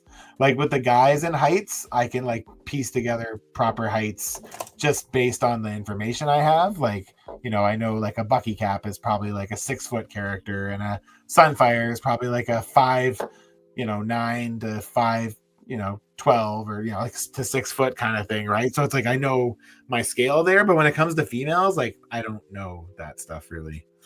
So yeah, and honestly, like I look into it too. The one character I told you I was going to make, she was actually over 6 foot tall. So I was thinking in terms of like using parts of Angela, because even though Angela's height was normal, like some of her proportions were bigger. Yep. So I was going to basically make it to where she was in relation to a male 6 foot character. So I do look at stuff like that because, I really like paying attention to detail, like I said earlier. But with the ones I did, what I've found in general now, is I do make a lot of female customs, is they don't, vary that much. Hasbro does not vary much at all. So even from like, I use the Jocasta body for Magic, which I honestly should have used something smaller because Magic is smaller. Right. But it just seems so perfect with the metallic, with the, the silver as the base and everything. I think it turned out pretty well, but they really don't. They have basically like the smaller female bodies you'll see on like X-23 or Magic. Yeah, the teen body, right? Yeah, then even though like the proportions might vary, it seems like all of them are the same height from there, and then you have She-Hulk.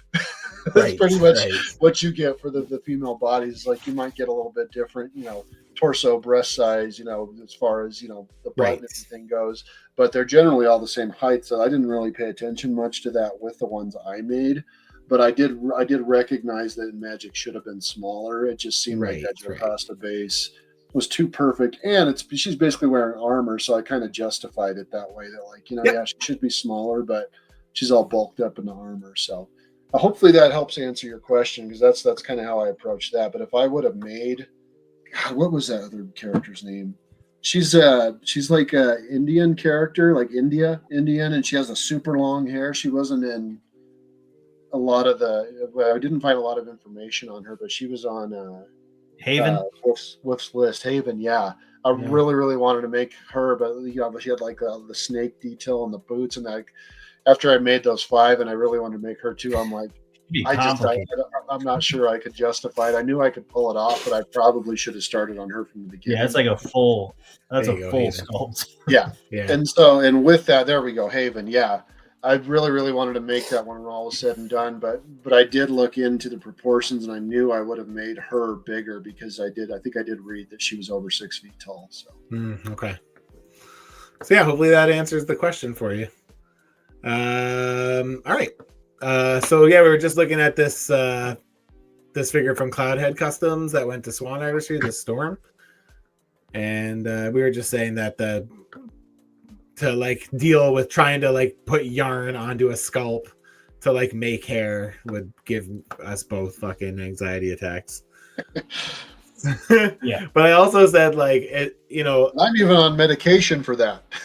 Like what I said was like I would, in a normal circumstance, if I would have noticed they were doing this, I would have asked them to make a regular head as well. But in the end, it went to Swan Artistry, and he did it because he knew that Swan Artistry is like, that's kind of his thing, I think, right? Or maybe he learned it from him or something. Maybe they know each other. I'm not really quite sure how that all happened, but anyway. Maybe it was just the universe doing its thing, man. Maybe we have had that happen in the past. So, but yeah, job well done, man. And oh shit, I'm off. Here we go. All right, on to the next one. Okay, so next up we have this Phone Ranger made by the Code Red Kid, and Caretaker received it. And this is, I mean, again, I don't know. I think I've seen this character, like a picture of this character before, but that's probably about all I know. But I do know that it looks so fucking great. Right. Like, look at this. Got the finger pressing buttons and Yeah, absolutely. The Go ahead. I was just say it's very impressive. I don't know if it's all sculpt work or some part sourcing going on there, but actually, C Rob just said it, that the execution is just great, spot on such a silly looking character. That's what I was gonna say is like non-judgmentally. Sometimes these characters, it feels like they're stretching it a bit when they create them, but when somebody can bring it to life and really just execute it well, it's like feel like it's justified. Like, yeah, it might be a silly concept, but you freaking knocked it out of the park, you know? Yes. So, nice job. Yes, on both fronts. Silly concept and knocked it out of the park. like Calendar Man from Batman. Well, I'm trying to think. Didn't someone do a Dr. Bong one time? The guy with the big cell head? Yeah. That was last summer. Dr. Bong doesn't seem as silly to me until I said his name out loud as Phone Ranger does. Yeah, fair enough. But I saw Dr. This is a pretty Bong on silly the list. That is not what I envisioned. I'm just throwing that out there. Then I saw the list and then I saw the pictures. I'm like, I guessed wrong. Anyways, nice job, Code Red Kid. This turned out great. Good job. And I'll also commend you on your yellow, because yellow is not an easy thing to paint, and you got a nice clean looking yellow here. So job well done.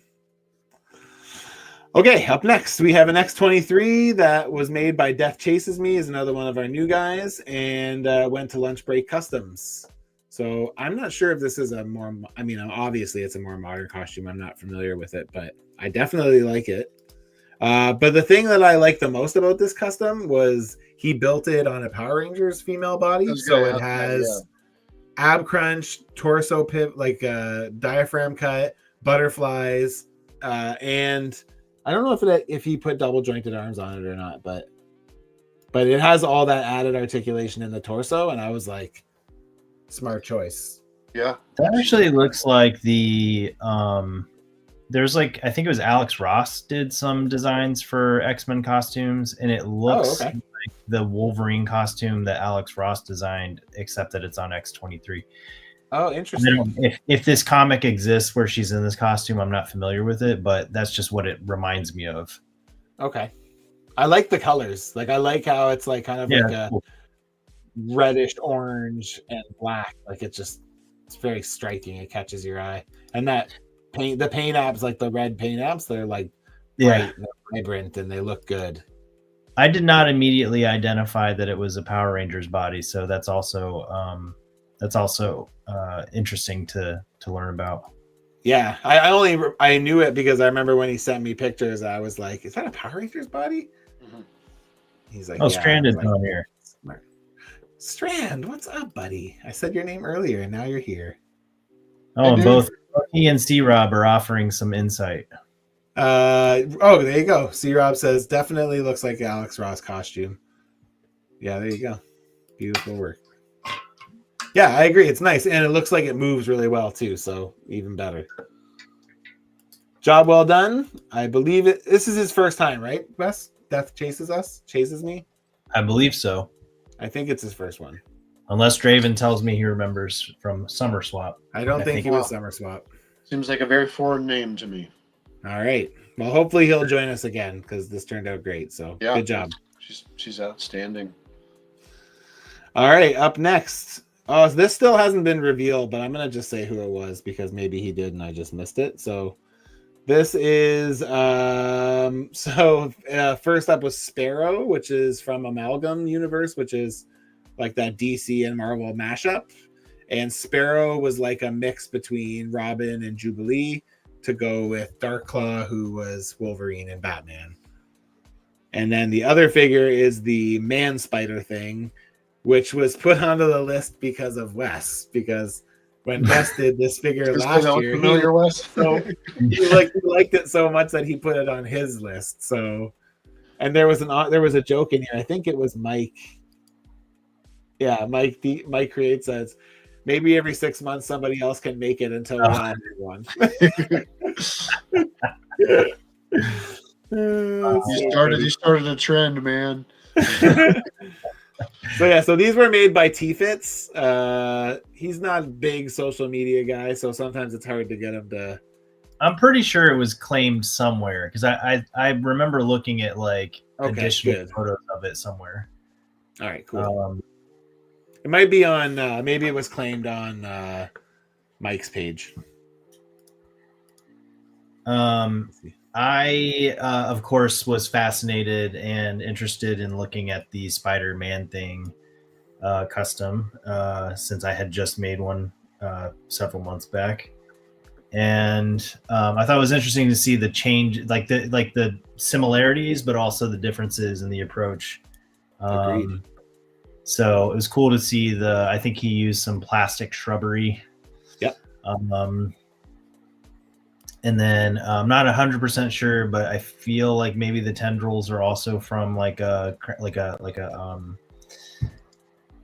craft. I hate to say craft store, but like a store. I think they're like bendy vines. I think is what they. Yeah, I'm pretty sure. Yeah. No, I'm trying to look his page up because I wonder if he. Nope. Okay, never mind. I'm wrong. I don't know where. I swear I saw like additional detailed photos somewhere else of like work in progress pics or something, but maybe I'm completely. They're not on T-Fits' page, so. Okay, yeah. No, he wouldn't. I don't think he even posted it yet. So no. Yeah, Mike says they're bendy. Yeah, there you go. But yeah, very cool. About that, knowing that he's not very on the socials very much. I wonder if he even knows that you made one, Wes. That would be kind of crazy that like two events in a row. He's usually not present throughout, but he usually goes and like catches up. So like he'll usually go and he'll comment on like 6 or 7 posts after being gone for like 3 weeks. So I will say I do like his little Man Thing head that he sculpted in the middle there. Yeah, looks good. Yeah, very cool. Custom overall, but I like that piece in particular. Yeah, me too. Good job, Todd. It's funny because when we were doing check-ins, I sent him a picture of one of the first Secret Santa gifts I ever got was an apocalypse from him. So it's like going back probably like almost a decade, right? And I was digging out a bunch of old customs for something out of my storage bin. And because I was putting them on display, I made like a little section of like old figures that I've gotten from friends that have been like retired or whatever, Yeah. And I just sent him a picture and I was like, man, look at this. I found this. It's from my first Secret Santa that I did. And he's like, oh my God, that's like a relic. Ages ago. Yeah. Yeah. Cool. Very cool. Good job, dude. Nice work. Oh yeah. Did he? No. I'll just reach out to him, make sure I just said it, so we know who it is. All right, up next. You can take the lead on this one, Wes. Oh yeah. Yeah, so this was a beautiful custom to open up. Just super well done. I don't know if he's still in here, but he was in here earlier. It was just very impressive overall. Like I can't even. So Morning Wolf made this for anybody who doesn't know. Morning Wolf did this. Yeah. Moonstar. And I would just say use of parts was brilliant. So he used a Lady Deadpool head, I believe it was, for that head sculpt there. The hair is beautiful. The feathers are beautiful. The feathers around the neck. And then even just like the simpler elements of the sculpt, like the patterning above the chest, all of that is just really clean, fine, really well done. It's got a really nice gloss to it. He included a figure stand because the sculpted head, the hair is heavy. Yeah. Yeah. But those are like the stands I use regardless. So it's very common to see. And honestly, when I get my stuff in order and I'm able to start putting stuff up on the shelves, I'll probably have her in sort of a action pose anyways, where she's either running or jumping or something like that. But the that energy arrow, I don't know if that's a really good picture there that I took, but that's like an arrow. And so that also is just really cool. Did he make that? Yeah. Oh wow! Yeah. Damn, I didn't know that. That's cool. I think he posted something on his page, but it's I believe it's a mixture of like an energy effect with his own. I don't know what he did to make it, but I believe he used. I see. Just the energy effect and then added something to it. There you go. In person, that's some clean sculpting. Damn, dude. Yeah. That's so cool.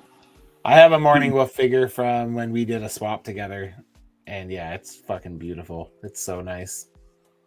So no way am I surprised that that's just so clean. Oh my god.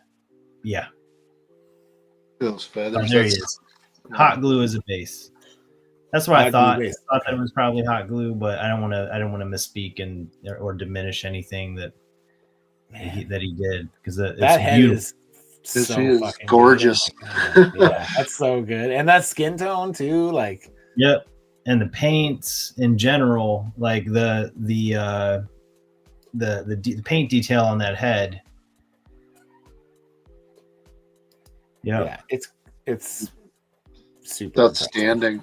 Yeah, it's really. And also, I feel like Morning Wolf doesn't always he posts a lot of stories, I think, where he shows his in progress stuff, but I don't think he often puts the work in progress on his page itself. I think you're right. So since he's here and he's watching, I'm just going to mention to him that I wish you would, because looking at your work in progress stuff is always a really fun part of looking at your work.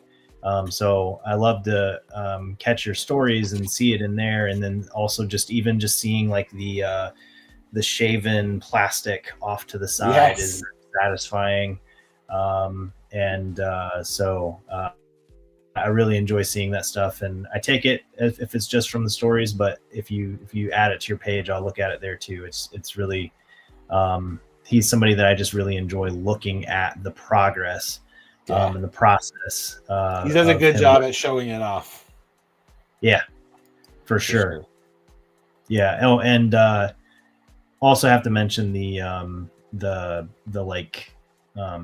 tie. I don't know what you call them. The oh my god, the lacing, shoelace type things. I don't know what you call them. Ropes.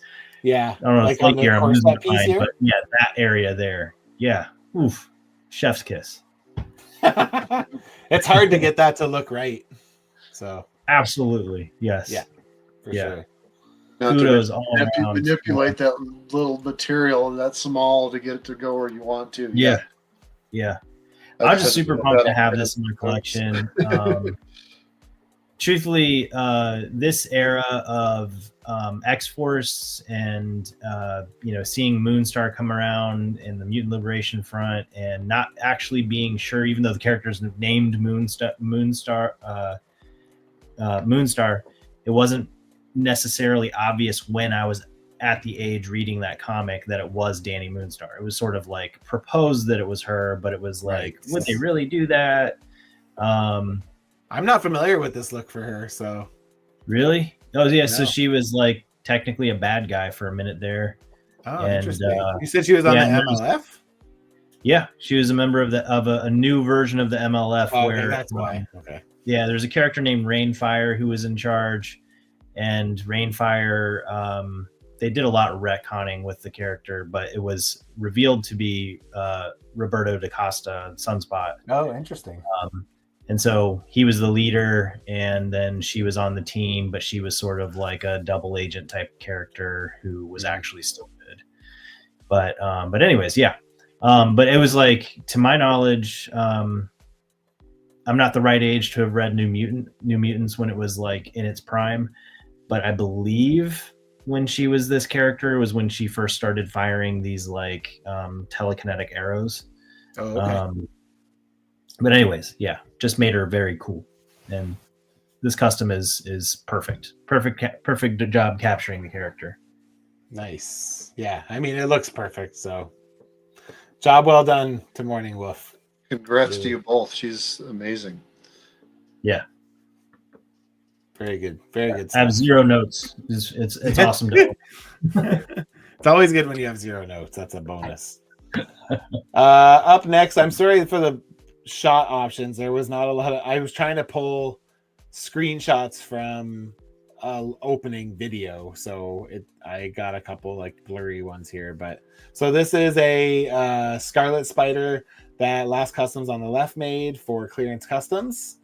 And it's built on the retro Spidey body. So it's got the drop down hips, it's got the double torso and the hinge toes. And yeah, I think it looks pretty good. Yeah. I like this. I'm not sure where this head came from, but I like it. He looks gristled and yeah, I like that head sculpt a lot too. It's all good. Kind of wondering the same thing. I wonder if it's a Mezco head, maybe. Let us know. He's here. So what head did you use for your unmasked head? Last custom. Vulcan with interesting. Wow, you did a good paint job on that Vulcan head. Like, all right. You must have touched it up a bit or something. It looks good. Yeah, great job. I did not. I wouldn't have called that what that Vulcan head look like. I've painted a Vulcan head and I wouldn't have called that was a Vulcan head. Nice. Yeah, that's awesome. Yeah, I'm surprised we haven't gotten this in an official format yet, just because they seem to like to redo the key Spider-Man looks on that retro body. So this is probably, I mean, I hope for Clearance Customs that's not the case, but I feel like this can't be that far off an official figure. We have one on the Sunfire body, right? Sunfire. Yeah. Okay. But this, I would consider this one of the more popular looks for Ben Reilly, right? I think so. Yeah, I do. Yeah. Too. Yeah, actually, when I saw this, I did a double take because I thought it was, at first I was like, is that I thought it was the factory release at first, to be honest. Right. And so, I mean, that's a testament to how well done it is. But yeah, I mean, in my opinion, it's a pretty iconic, look for the character. Baseline comic look for him, yeah. I agree. And I don't think he posted more pictures, did he? Let me see. Or you just post a reel. He does a lot of reels, so. See, it sucks because I wish I could. Here, I'll share this tab. Hang on. Like if I press it, it'll start the video. But like that's a great shot of it. Oh yeah, yeah. The thumbnail of his reel is that's a great shot of it. Mm-hmm. So good job, nicely done, man. I'll share this tab instead. Yep, there we go. Good job, Last Custom on the left. All right, up next we have Static by US, and it went to Artman Customs. You want to talk about this? We kind of talked about it a little bit at the beginning, but yeah. Sure. So it is a Kid Omega Buck, chosen intentionally so that I was hoping, and I think, I mean, if Nico's in here, you can tell me, but I think that paint rub is not a problem on it. But I chose that base intentionally because I knew that inevitably I was going to need to paint the base body black anyways, and that I was going to overspray it with the Turbo Dork Cool Ranch. And so I went with the Kid Omega body. I truthfully did not do a ton of prep. I did a little prep, but I did not do a ton because I was hoping, I think Draven, you mentioned this earlier, but just hoping that the colors would kind of blend into the base body. The head is Miles Morales Gamerverse. That's what it is. I was trying to figure out what the head was. Yep. So I shaved down the top of the head, sculpted a mask over him. That hat was sourced from an old, I think it was a Sarah Connor McFarlane figure from way back. And it's a hat that I cut off of her. I have no idea why I had her, but cut off, and then I hollowed the hat out and kept shaving down the top of the Miles Morales head until I could make it fit without it looking too bulky. Tried out a few different hats and kept running into that problem. Yeah, for sure. Always looks like it's out of scale. Yeah. The Malcolm X logo is free-handed.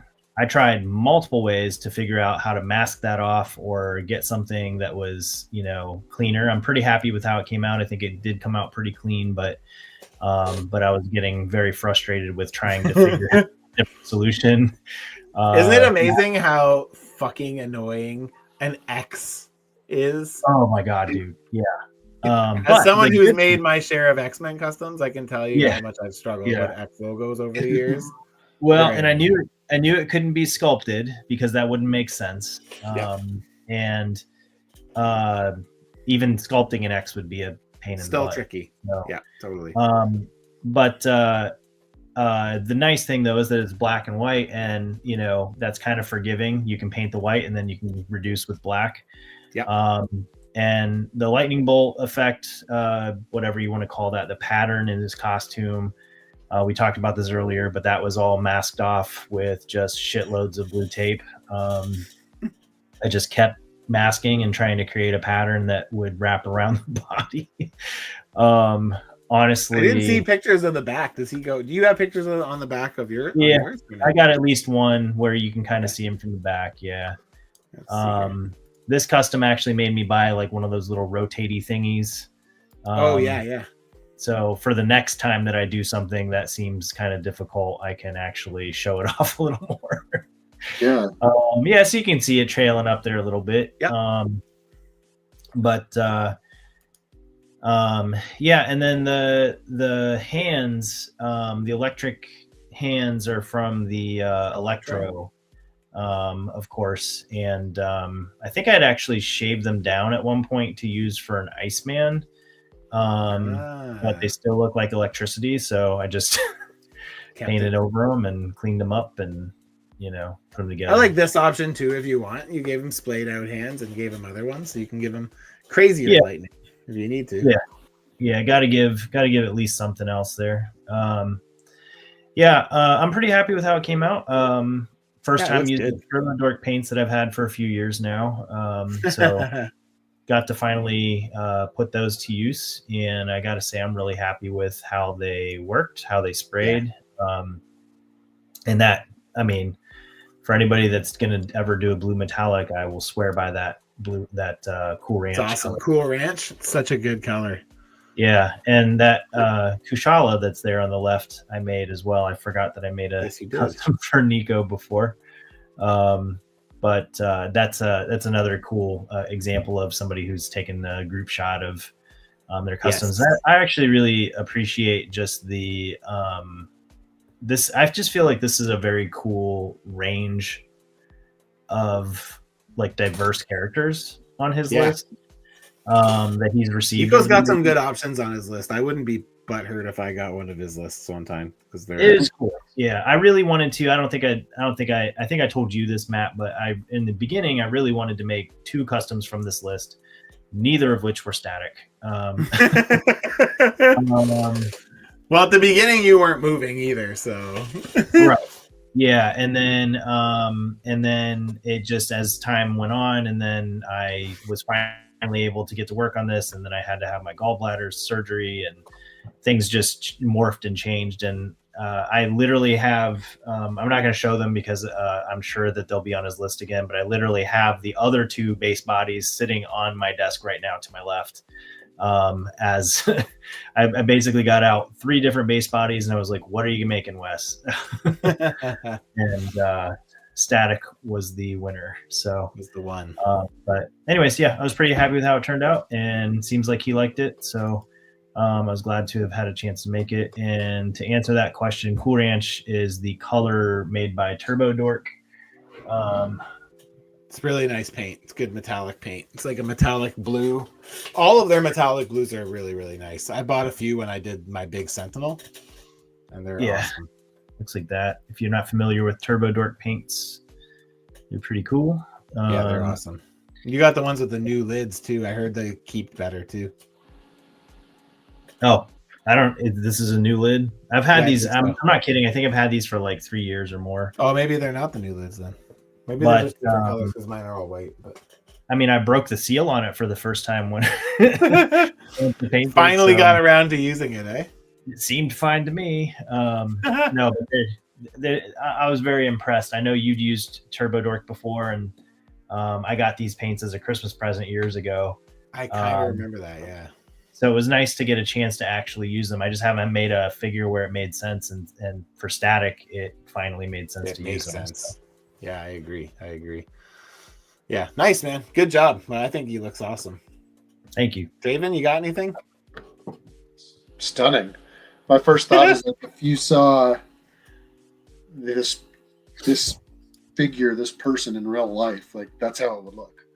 Like that's how his outfit would look versus, you look at the metallics versus the flesh tone and everything. That's how it would look in real life. I don't know if I'm kind of like conveying my point well enough here, but it's just like, it's like you pulled him out of reality and threw him into a figure. And that's because it's not that metal's not overbearing, but you can tell it's metallic. And it's kind of a natural, just organic feel for the whole thing. And it's just the list specified milestone static, because static is for people that know that would know this. I'm not like a DC person, but Milestone Comics was a comic imprint that apparently some of their properties made their way into DC over the years. And so there's like a cartoon called Static Shock. And I think the character maybe had changed his name to Static Shock in DC Comics. And apparently he's extremely powerful. I read about him to get an idea about his background a little bit. But when I saw the list and saw Milestone era static, it did immediately draw my memory to a very specific image from back in the Wizard days, Wizard magazine days, of just like a stark, a very just graphic drawing of this character. Background is black, and then it's just very heavy blacks, and then the blue kind of popping through, and just in my mind is a very iconic drawing of the character, and so in my brain it was like a realistic look for what the character would have looked like. So your comment, Draven, I feel like ties into what I was going for. I was trying to make it look like that specific image. The way they drew him in the references was all over the place. Like sometimes he looked like a teenager because they designed him to be like their version of Spider-Man, sort of. Mm-hmm. And then in other images, he looked like Hercules or something. It was crazy. So I went with the Spider-Man imagery, and I tried to give him that sort of darker, just more realistic look. And the Miles head from the Gamerverse Miles head is a sleeper hit. I think I love that head sculpt. Yeah, I was talking about it on my live stream a couple of nights ago when I was kit bashing some Gen X figures, the guys that I'm doing, because Draven made all those parts for me, right? And I was trying to think of a part to use for Sync, and somebody was like, "What about that Gamerverse Miles?" And I was like, "Oh, that's a good idea, actually." I don't have one, but yeah, it's a nice, that Gamerverse Miles is my Miles. Is it? Yeah, it's just a nice figure. It is a nice figure, and it moves nice too. Yeah, and that head sculpt in particular is just beautiful. So I actually kept a lot of it. Like I didn't repaint the eyes. I did a little bit with the skin tone, but I mostly tried to keep a lot of the original paintwork preserved on it. Yeah, anytime you have those the eyes they do with the paint stamps and stuff, like the applications, like you can't really beat those. So I was going to say something to call back to our conversation at the beginning when we were talking about masking and about how frustrating it is when you like get a little bit that kind of like seeps through the masking. Oh yeah. There's like a couple spots on here where you see it, but it's like, I feel like it adds to it because it like kind of gives that line just like a very subtle like fuzziness. It kind of like replicates like that whole like lightning where it like it's so fast that it kind of like leaves a shadow of itself. And like I feel like in a few of those little spots where it does look like it kind of bled through a little bit, it actually like works in your favor. Like it actually like kind of makes the lightning look like it's in motion, which is really cool. I appreciate that. When I went into touch-ups, I actually left some of it intentionally. Some of it was like too much overspray for it to work, but some of it I tried to leave a little bit. It doesn't seem like, I mean, it basically does seem kind of simple, but it was actually a pain because, you know, when you lift the mask off, some of the Cool Ranch came off with it, for example, and then I had to go back in and then tried reapplying by brush, and then I was like, well, that doesn't look right. So then I ended up, you know, taking that back off and then just masked again. And yeah, I reapplied with airbrush a black underlay and then the Cool Ranch again. And then I did brush the white on to fix some of that. But it was just like, you know, it just, everyone that masks anything, they know this, but it's just frustrating to have to go back in and remask.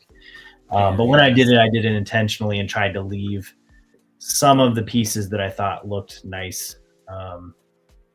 So I appreciate you calling that out. Yeah, no, it's very cool. All right, we're getting close to the end here. That was the shared post. Okay, up next we have Major Glory and Monkey, made by C-Rob the creator for Inglorious Designs. And I don't know Dexter's Laboratory really. Like, I mean, I know what it is, but that's pretty much my level of it. But yeah, these both look super fun. And I mean, I think Major Glory looks great, but I really love Monkey. I feel like it's such a cool execution. I love the splayed out hands for feet. I think that works like super well. I'm actually gonna have you seen this one yet, Draven? I haven't. No, I'm over here loving on it, man. This is awesome. Here's some better pictures here that Chris took. But yeah, it's got all of the, and you know, Chris is usually pretty good with adding in little extras. So he's got the hand with the cup. Apparently that's a thing, and the little pinky sticking out. Yeah. Very cool. Yes, I thought these came out really well. Justice fruit pies. That's what these are supposed to be. Can you tell what kind of is that? I think it's a Marvel Universe because I can see it looks like the ball jointed legs like Marvel Universe figures had. I might be wrong though. Okay. Yeah, I couldn't tell. I was wondering if maybe it's just Hit Monkey. I mean, I can tell that the boot cuffs are AOA Morph. Yes. But anyways, it looks really cool. I agree with you. I think the Monkey is probably my favorite of the two. Not to take away from the other. And I don't know that laboratory whatsoever. But yeah, that sculpt on the Monkey was really, really good. WWE Build and Brawl Big Show was for Monkey. Interesting. I don't even know what that is. Cool. I like the head sculpt on Monkey as well. I think it's really nice. Nice job, Chris. These are very interesting. Yeah, it's Chris always picks a good choice. I feel like all of his Secret Santa and Summer Swap figures have been really awesome. I feel like he always makes good choices. Absolutely. I agree. Very fun. 3 3/4 figures. Oh, okay. There you go. Nice. Job well done, man. This looks really good. You did a good job. All right. Up next, we got Tin Rocket. So, Joe Amaro received this. He received it really early in the event, but he didn't want to open it till Christmas, which I thought was really fun because we used to have Joe, Captain Snink. He used to do that too. Remember, he would do live stream and open it. But yeah, so Tin Rocket did. So on his list, was any alien, any Star Wars alien Endor troopers. Specifically Endor troopers, Rebellion Endor troopers. And of course, Tin Rocket being the person he is, he like went all freaking out and he started with 4 and then he added 2 more and then he bought a Star Wars figure that had that little Babu Freak guy, the little tiny little alien dude in the tank. Yeah. And I was like, he should make that another Endor trooper. And then he went home and put it on the little RC car and put a little tank thing on the front. And he's like, this is your fault. Right. So, yeah. So, of course, he just goes like all out. But he did a lot of cool. I might actually go to his page because I don't know how many. But yeah, he gave this Jawa like a huge flamethrower. Yeah, it's so cool, man. I just love it. I love it. I love all the little details. I love, Tin Rocket, I mean, aside from just being an overall good dude, yeah, you can tell he has so much fun with this stuff, and like I feel like it really shows in all his work. No, he loves painting stripes and camouflage and things like that. He's a sick man. I told him, he's like, I can't wait to paint pinstripes on this. I'm like, what the fuck's wrong with you? No. Who says that? Nobody says that. No one of their right mind says that. Right. Let me see here. Here, I'll share this tab instead. Is this a... Oh, there we go. So yeah, this is from his thing. Yeah, like you can see the camo a lot better. Camo's really nicely done. And he does a lot of like weird Star Wars aliens and stuff too. So this was like right up his alley. I love this like Gungan with the fucking vines coming off of his head. So funny. Yeah, these all came out really well. It's also crazy that somebody beat Draven in the number of figures that they get. Well, last year it was Token with mine that I got, the 4 that I got, and I was like, man, who's touching that? And then Draven did this year, and then Morley beats him. I saw the teasers. I knew it was Morley's. I saw it. I'm counting. I'm like 1, 2, 3. Like, yeah, he made more than me, didn't he? I know his background by now. So on your teasers, that's what I saw. I'm like, that looks like something. A, there's a shit ton of figures, so it's probably Morley, and B, it looks like a display. Yep, leave it to him to go way above and beyond. So kudos to you, Tin Rocket Customs. And for anybody who didn't see my story, he is local to me as well, and he visits me pretty regularly because I live near like a border crossing, and we use the same post box in the U.S. So he constantly stops by after he goes there, and he's just like listened to me this whole like last like couple months complain about how I miss doing summer Secret Santa because like. It's just so much fun, right? And I was bummed that I didn't do it this year. And then he made me fucking 3 customs. He just like, he brought over some stuff he bought for me. And in the bottom of the bag, there was a present. And I was like, what's this? And he's like, oh, I made these for you. And it was like 2 Nightcrawlers, an AOA Nightcrawler and a Uncanny Spider-Man Nightcrawler. And then Blink 182 like K2SO droid because he loves the K2 droids. So yeah, shout out to Tin Rocket for just being a solid dude. But it's funny because his list was the one that like the person backed out on, right? And as soon as the person backed out, the first thing I thought about was like, Morley will do it. I know he'll do it. So I just said to him, hey, do you want to do an extra figure? We had somebody drop out. And then when I went to look up whose list it was to send it to him, I'm like, oh shit, wait a second, it can't be you. Never mind. It's like, wait, this list looks really familiar. It's so funny. Make your own damn gift.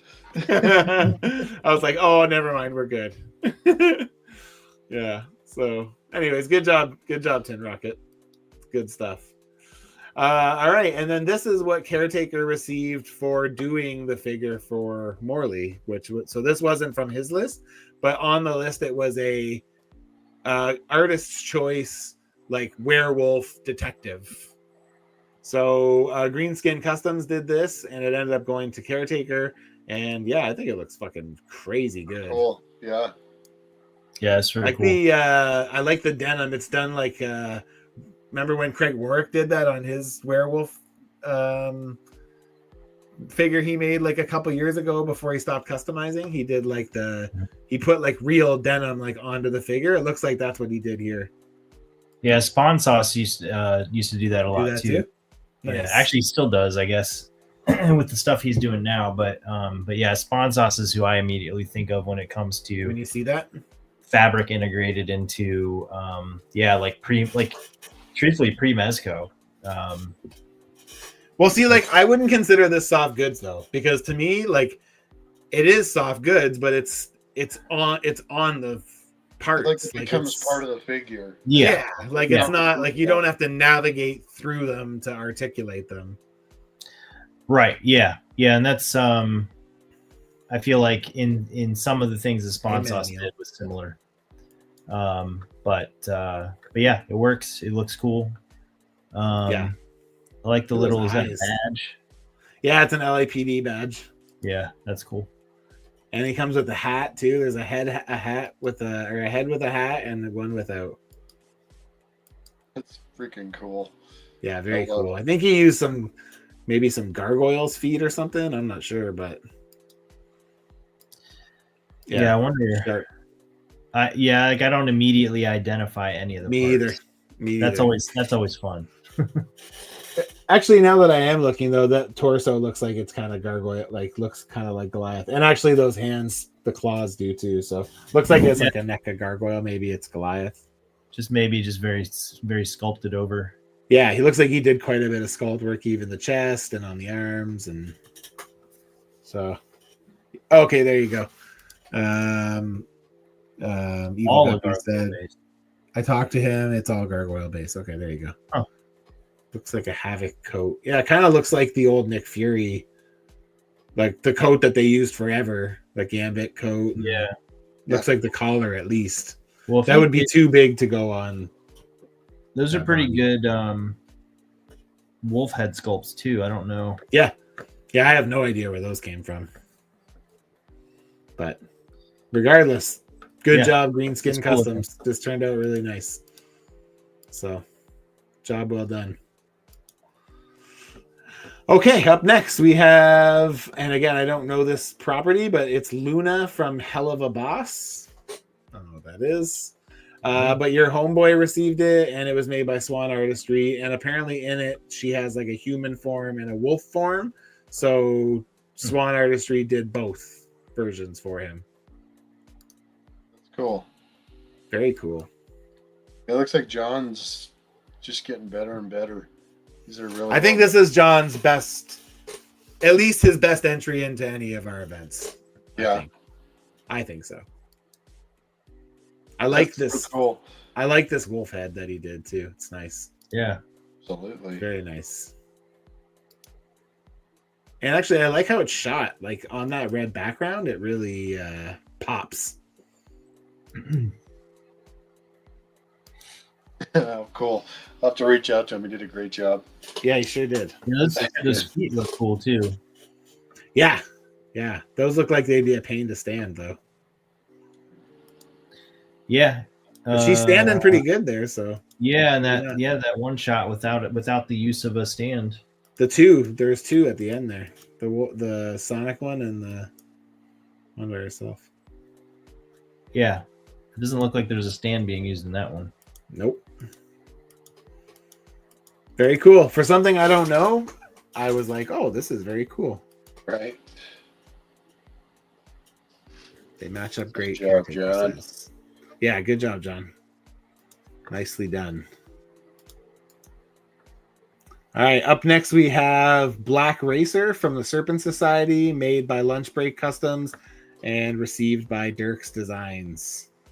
So I believe that this was changed.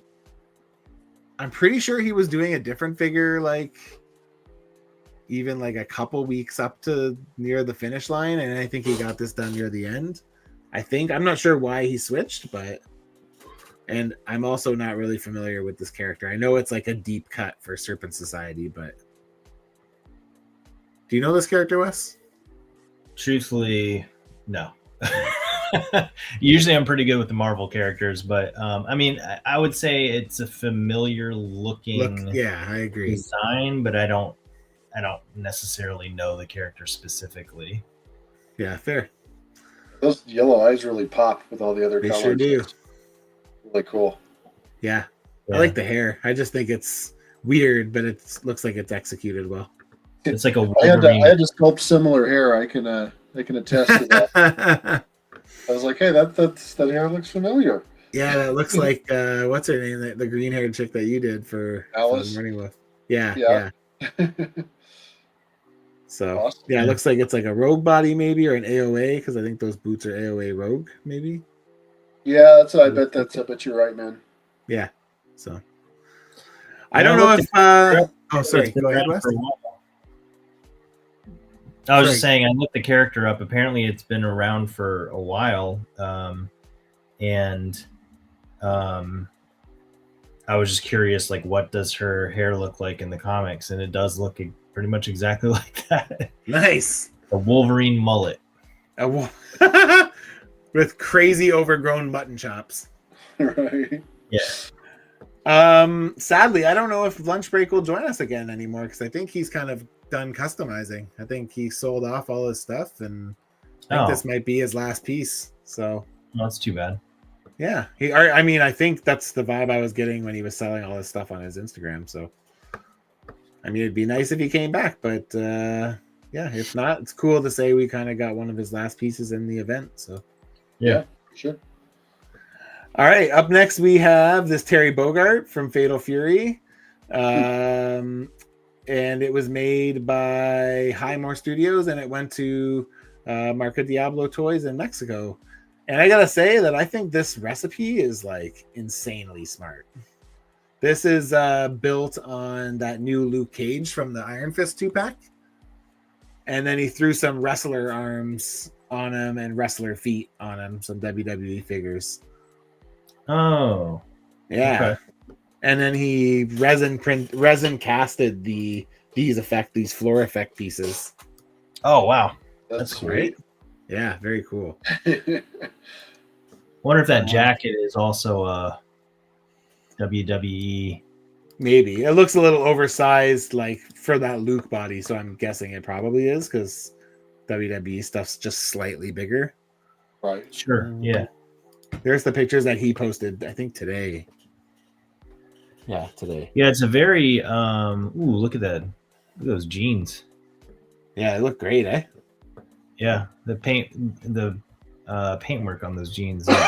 He definitely painted the jeans, because the jeans don't have that much detail on the figure. Right, yeah. He brought out the wrinkles for sure. That looks good. Yeah. And the white shirt. That's got to be given some credit. I'm just like shocked at how clean that looks. Very clean. I mean, I know Highmore is really good at making clean customs in general, yes, but I just am impressed knowing the base body. Yeah. I'm just impressed by the how clean that looks. It's very well done. It is very well done. Scales nicely with the Jada stuff too, which is good. Yeah. Fuck yeah. All right. Nicely done, Highmore. You did a great job. This turned out really nice. I love the choice. Charlie didn't get a half-naked woman. His list is a lot like mine. I'm gonna instead of using I didn't repost them on our page. I did in our stories, but I'm gonna go to Artman's page for these, because Nico did an awesome job on these figures. All right, so Highmore Studios received these two figures from Artman Customs. So it's a Caliban and a Slaymaster. And man, I mean, I don't really know Slaymaster, but that Caliban is fucking beautiful. Like, yeah, like it's like essentially perfect in my opinion. I agree. Like With fuck, the man. way Nico paints, it Yeah, could be Nico's a anything in great the world, painter. and you see that paint job, you know he did it. It's like Oh, that's and how his paint making just use of stands the pizza Spidey body. On this? Yeah, I think he used. You have to go to his page. I think he used the Iceman from the Amazing Friends pack. Pretty sure for that torso. Maybe. If I'm Oh, wrong, you I'm are wrong. right. Yeah, you're right. You're right. Yeah, it's really good. It's really good use of that body because in general, Are these Spot? I ask you this because you did no. skin on Spot. No, Spot's arms are way too thin for that. Although I the more legs, meant just the part those, sticking out. I think this is a yeah, you know suited what? body You're sculpt. right. The lower legs are definitely Spot. You're correct. The lower Like legs it's like he like inset them into. Yeah. Which I mean, right. again, on its own, to make it look like that and make it look that clean, that's fucking pretty impressive. That's a good catch, man. I didn't even realize that. But yeah, in general though, like this is just a really good mix of there you go. Oh, Nico's commenting. Yeah, Amazing Friends Spidey torso. Oops. Swap the shoulder joints. In order for it to fit into that torso, probably. Interesting. Because I think that Pizza Spidey torso has longer pegs because they sink into they don't sink into the body so much, so they can like lay down by the side a bit more. I think that maybe that's why. These are amazing. Spot forearms. Yeah, into the Spider-Verse, spot forearms and calves. Nice. Yeah, I really it's perfect, Calvin. And just really well done altogether. But I was really impressed by looking at the behind the scenes, photos. So he paid. He had a Gone studio. He commissioned them to do the Caliban sculpt. Oh, okay. But like, even look at the paint. Like I have a piece from Nico. Like I got the Uncanny X-Force Nightcrawler from Nico. Like a few. Yeah. I think it was like, I don't remember if it's Summer Swap. I think it was Summer Swap. But it's like, it's so clean. And like, even when that new one got revealed, I was like, I don't even care. Like, I don't need it. It's so fucking clean. Like, yeah, Nico, you're like king of straight lines. I don't even understand. Hell yeah. Like, look at like paint wizard. Clean. When you look at that work in progress photo, and then you look at of this dude here, the skin tones. You mean on the chest? Just like if you come over here, you just you see the prep work on it, and you see how clean it turned out. It's like no way, no fucking way. Yeah, it's that good. Yeah, it's crazy good. You really are a wizard of your craft, my friend. Yeah, it's great. Yeah, it's really, really nice. You did a great job. Both of them are stellar. Caliban absolutely stands out to me because I have attachment to that character. But they both are freaking beautiful, man. Like they're just so pretty. What's that Slaymaster face? What's that face? There was a picture of the sculpting on it, but I don't know what that is. I like it. That's why I'm wondering. I'm just curious. He'll probably comment in a second. Yeah, smiling heads are hit or miss. Yes, definitely. It looks like a newer sculpt. I just can't tell what it is. Xavier. Ah, yes. It's the Chuck One Uppie's head. Okay. From the Warlord head. From the Warlord All right, cool. Yes, for sure. That's cool. Very cool. Yeah, these are, they're just so beautiful. They're so clean. I love that Caliban. I love it. Mm-hmm. I want that in my display. Freaking so nice. Damn it. It is. Good job, Nico. Fucking crushed it. Great work. I don't know if they'll ever make that figure. Me neither. But if I ever make it, I'm going to revisit the spot. Me too. Yeah, if I ever do this, if I ever get crazy enough to attempt this, I will. Yeah. Yeah. I actually enjoyed using What's that? Yeah. I was just going to say I actually enjoyed using the spot body for the skin custom I made. It's definitely got a learning curve to it because it's so thin. Yeah, for sure. But it has its applications, and I really like how it looks here. I couldn't agree more. It looks really, really nice. All right, we're getting close to the end here. All right, today this was posted. So Token received this Brainiac figure made by Shinigami Customs, utilizing a modular Iron Man body, which I thought was super fucking smart. Interesting. Mm-hmm. Very cool, though. Very cool. Paint on that face is...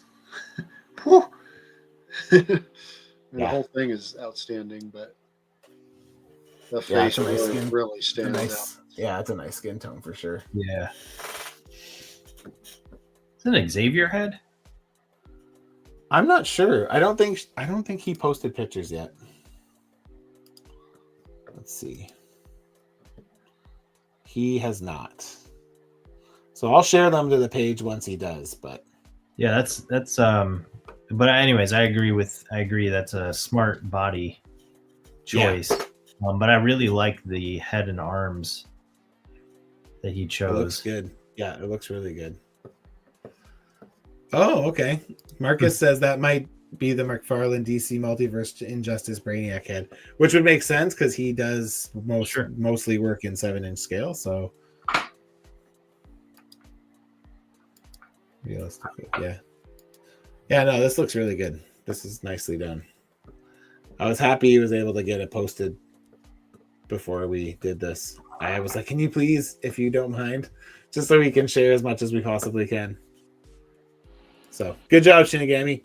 And hopefully you'll get your figure sometime this week. I think it just cleared customs in Poland. So, man, I also got to say, I'm so glad that Marco Diablo didn't have super crazy waits this time.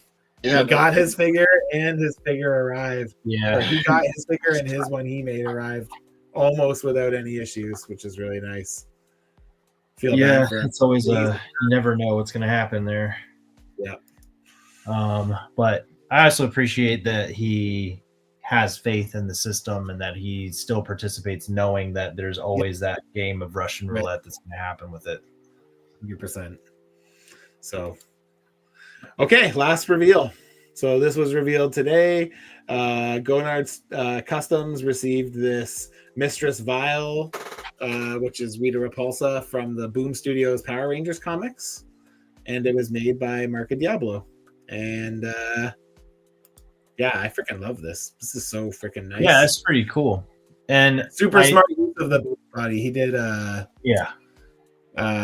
what's that chick's name? That's like that first Baroness from the Baroness. Yeah, Baroness. Yeah. The motorcycle one, I think, right?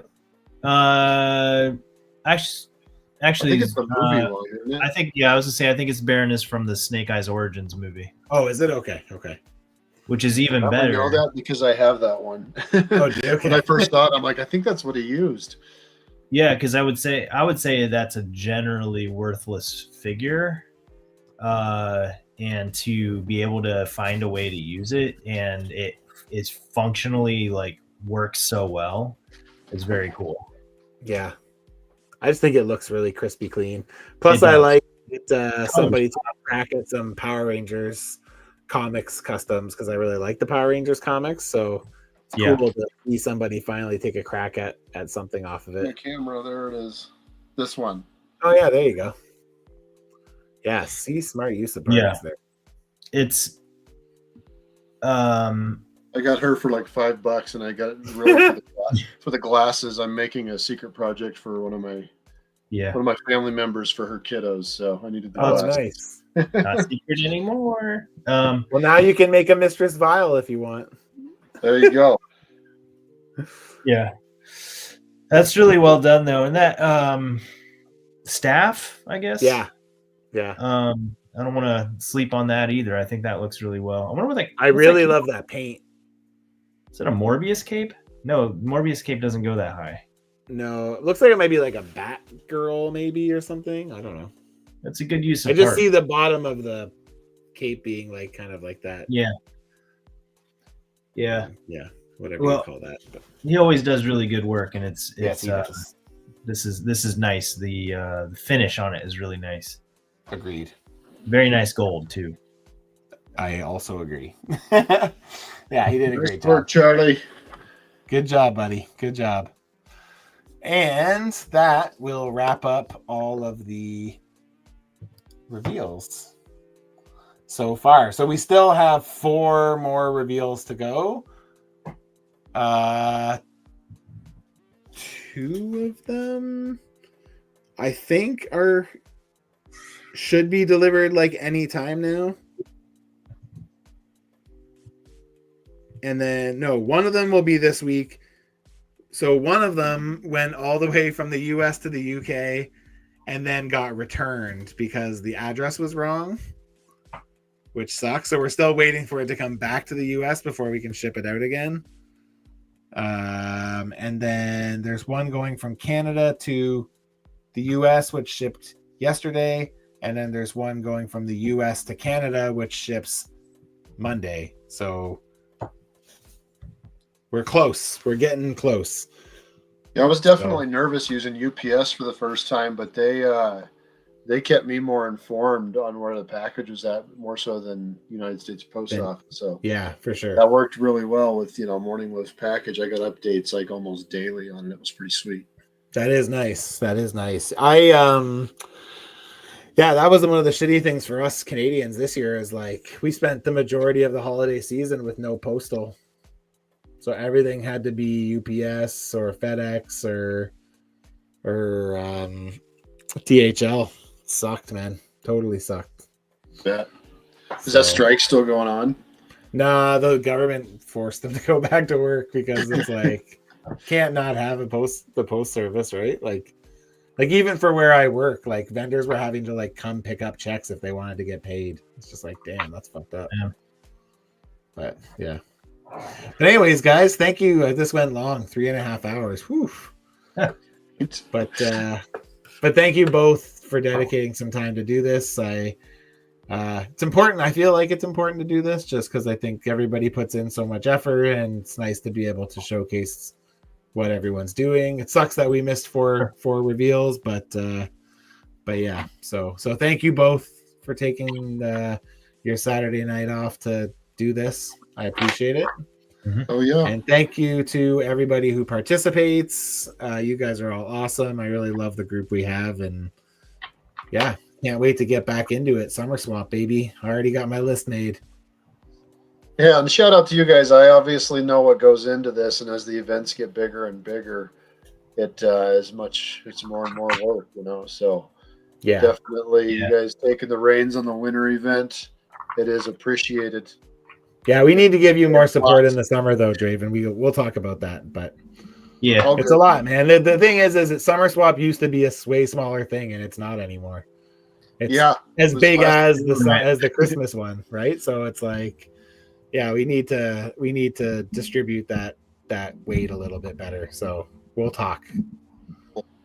Yeah, no, a lot goes on behind the scenes. I know that, so thank you guys very much. Yes, agreed. Wes, final thoughts? Great event so far. I'll be excited to see the final 4 reveals. And I'm excited for Summer Swap coming up soon. I'm not sure if I'm doing it, but but from a behind the scenes standpoint, I agree with Matt. I think we can kind of tag team a little more than we have in the past, because the dynamics have definitely shifted. And I agree with the sentiment that the Summer Swap is becoming just as popular as the winter event. People are enjoying the events in general, and that's kind of the whole reason that we do this. So I appreciate everybody that participates, and I really appreciate that everybody put forth the work to get done on time this year. The international element adds a level of difficulty to it, which is why we have our deadlines when we have them, so we can try to get things to people by Christmas. Doesn't always work that way, but we're close, getting close. Yep. Yeah. I would say this year was definitely the best for that. So nice to see. So yeah. Oh, nice. Just wanted to stop by and say everyone knocked out of the park this year. So that's one. So Inglorious Draven is one of the ones that's still to come. Man, his figure is fucking super cool. I don't know if Wes, if you've dug into any of the DMs or not, but it's super fucking cool. I can't wait. There's still a couple hardcore bangers coming, so Yeah, actually, we're definitely closing it out with some good ones still. I've kind of stayed away partially to be able to be surprised by what the reveals, but also because I don't want to read something and then realize that I kept you from reading it from knowing that it was news. Oh yeah, fair. But yeah, I'm pumped. I'm ready to see these last 4. Me too. The last thing I'm just going to say, everybody, or 2 last things I'll say is if you haven't already, please hit the like button on the video. Not that I'm a big YouTube guy, but everything like that kind of helps, and just do the shit just so I don't have to say it. And then the other thing is I was thinking about actually doing another round of these next weekend, maybe a little bit more casual, maybe not going through every single thing, but just like having conversation about the event. I was going to open the invite up to anybody who participated in the event. You don't even have to go on camera if you don't want to. If you just want to do your voice, that's totally fine. But if anybody is interested, you could message me at the Legendary Secret Swap account or at customsbymatchu. I'll probably put something out over the next couple days just to gauge interest. When I did it the first time, there was a couple people that were interested. So if I can get like 3 or 4 people that wanted to jump on with me and chat, even if it's just for an hour or 2, I'll make time to do that. And of course, you're both welcome to join me as well if you would like to. I'll make sure you get the link, and then if you're able to, you're welcome to join in. If not, that's absolutely okay. But yeah, just wanted to put that out there. So thank you, everybody, again. Hope you guys all had a good time going through all these, and thank you to all the participants who did such a great job this year, and to my partner Wes for helping me run this, and for Draven for running Summer Swap all by himself. So yeah, so have a good night, everyone. Have a good weekend, and we'll see you next time. There you go. Have a good night, everybody. Peace.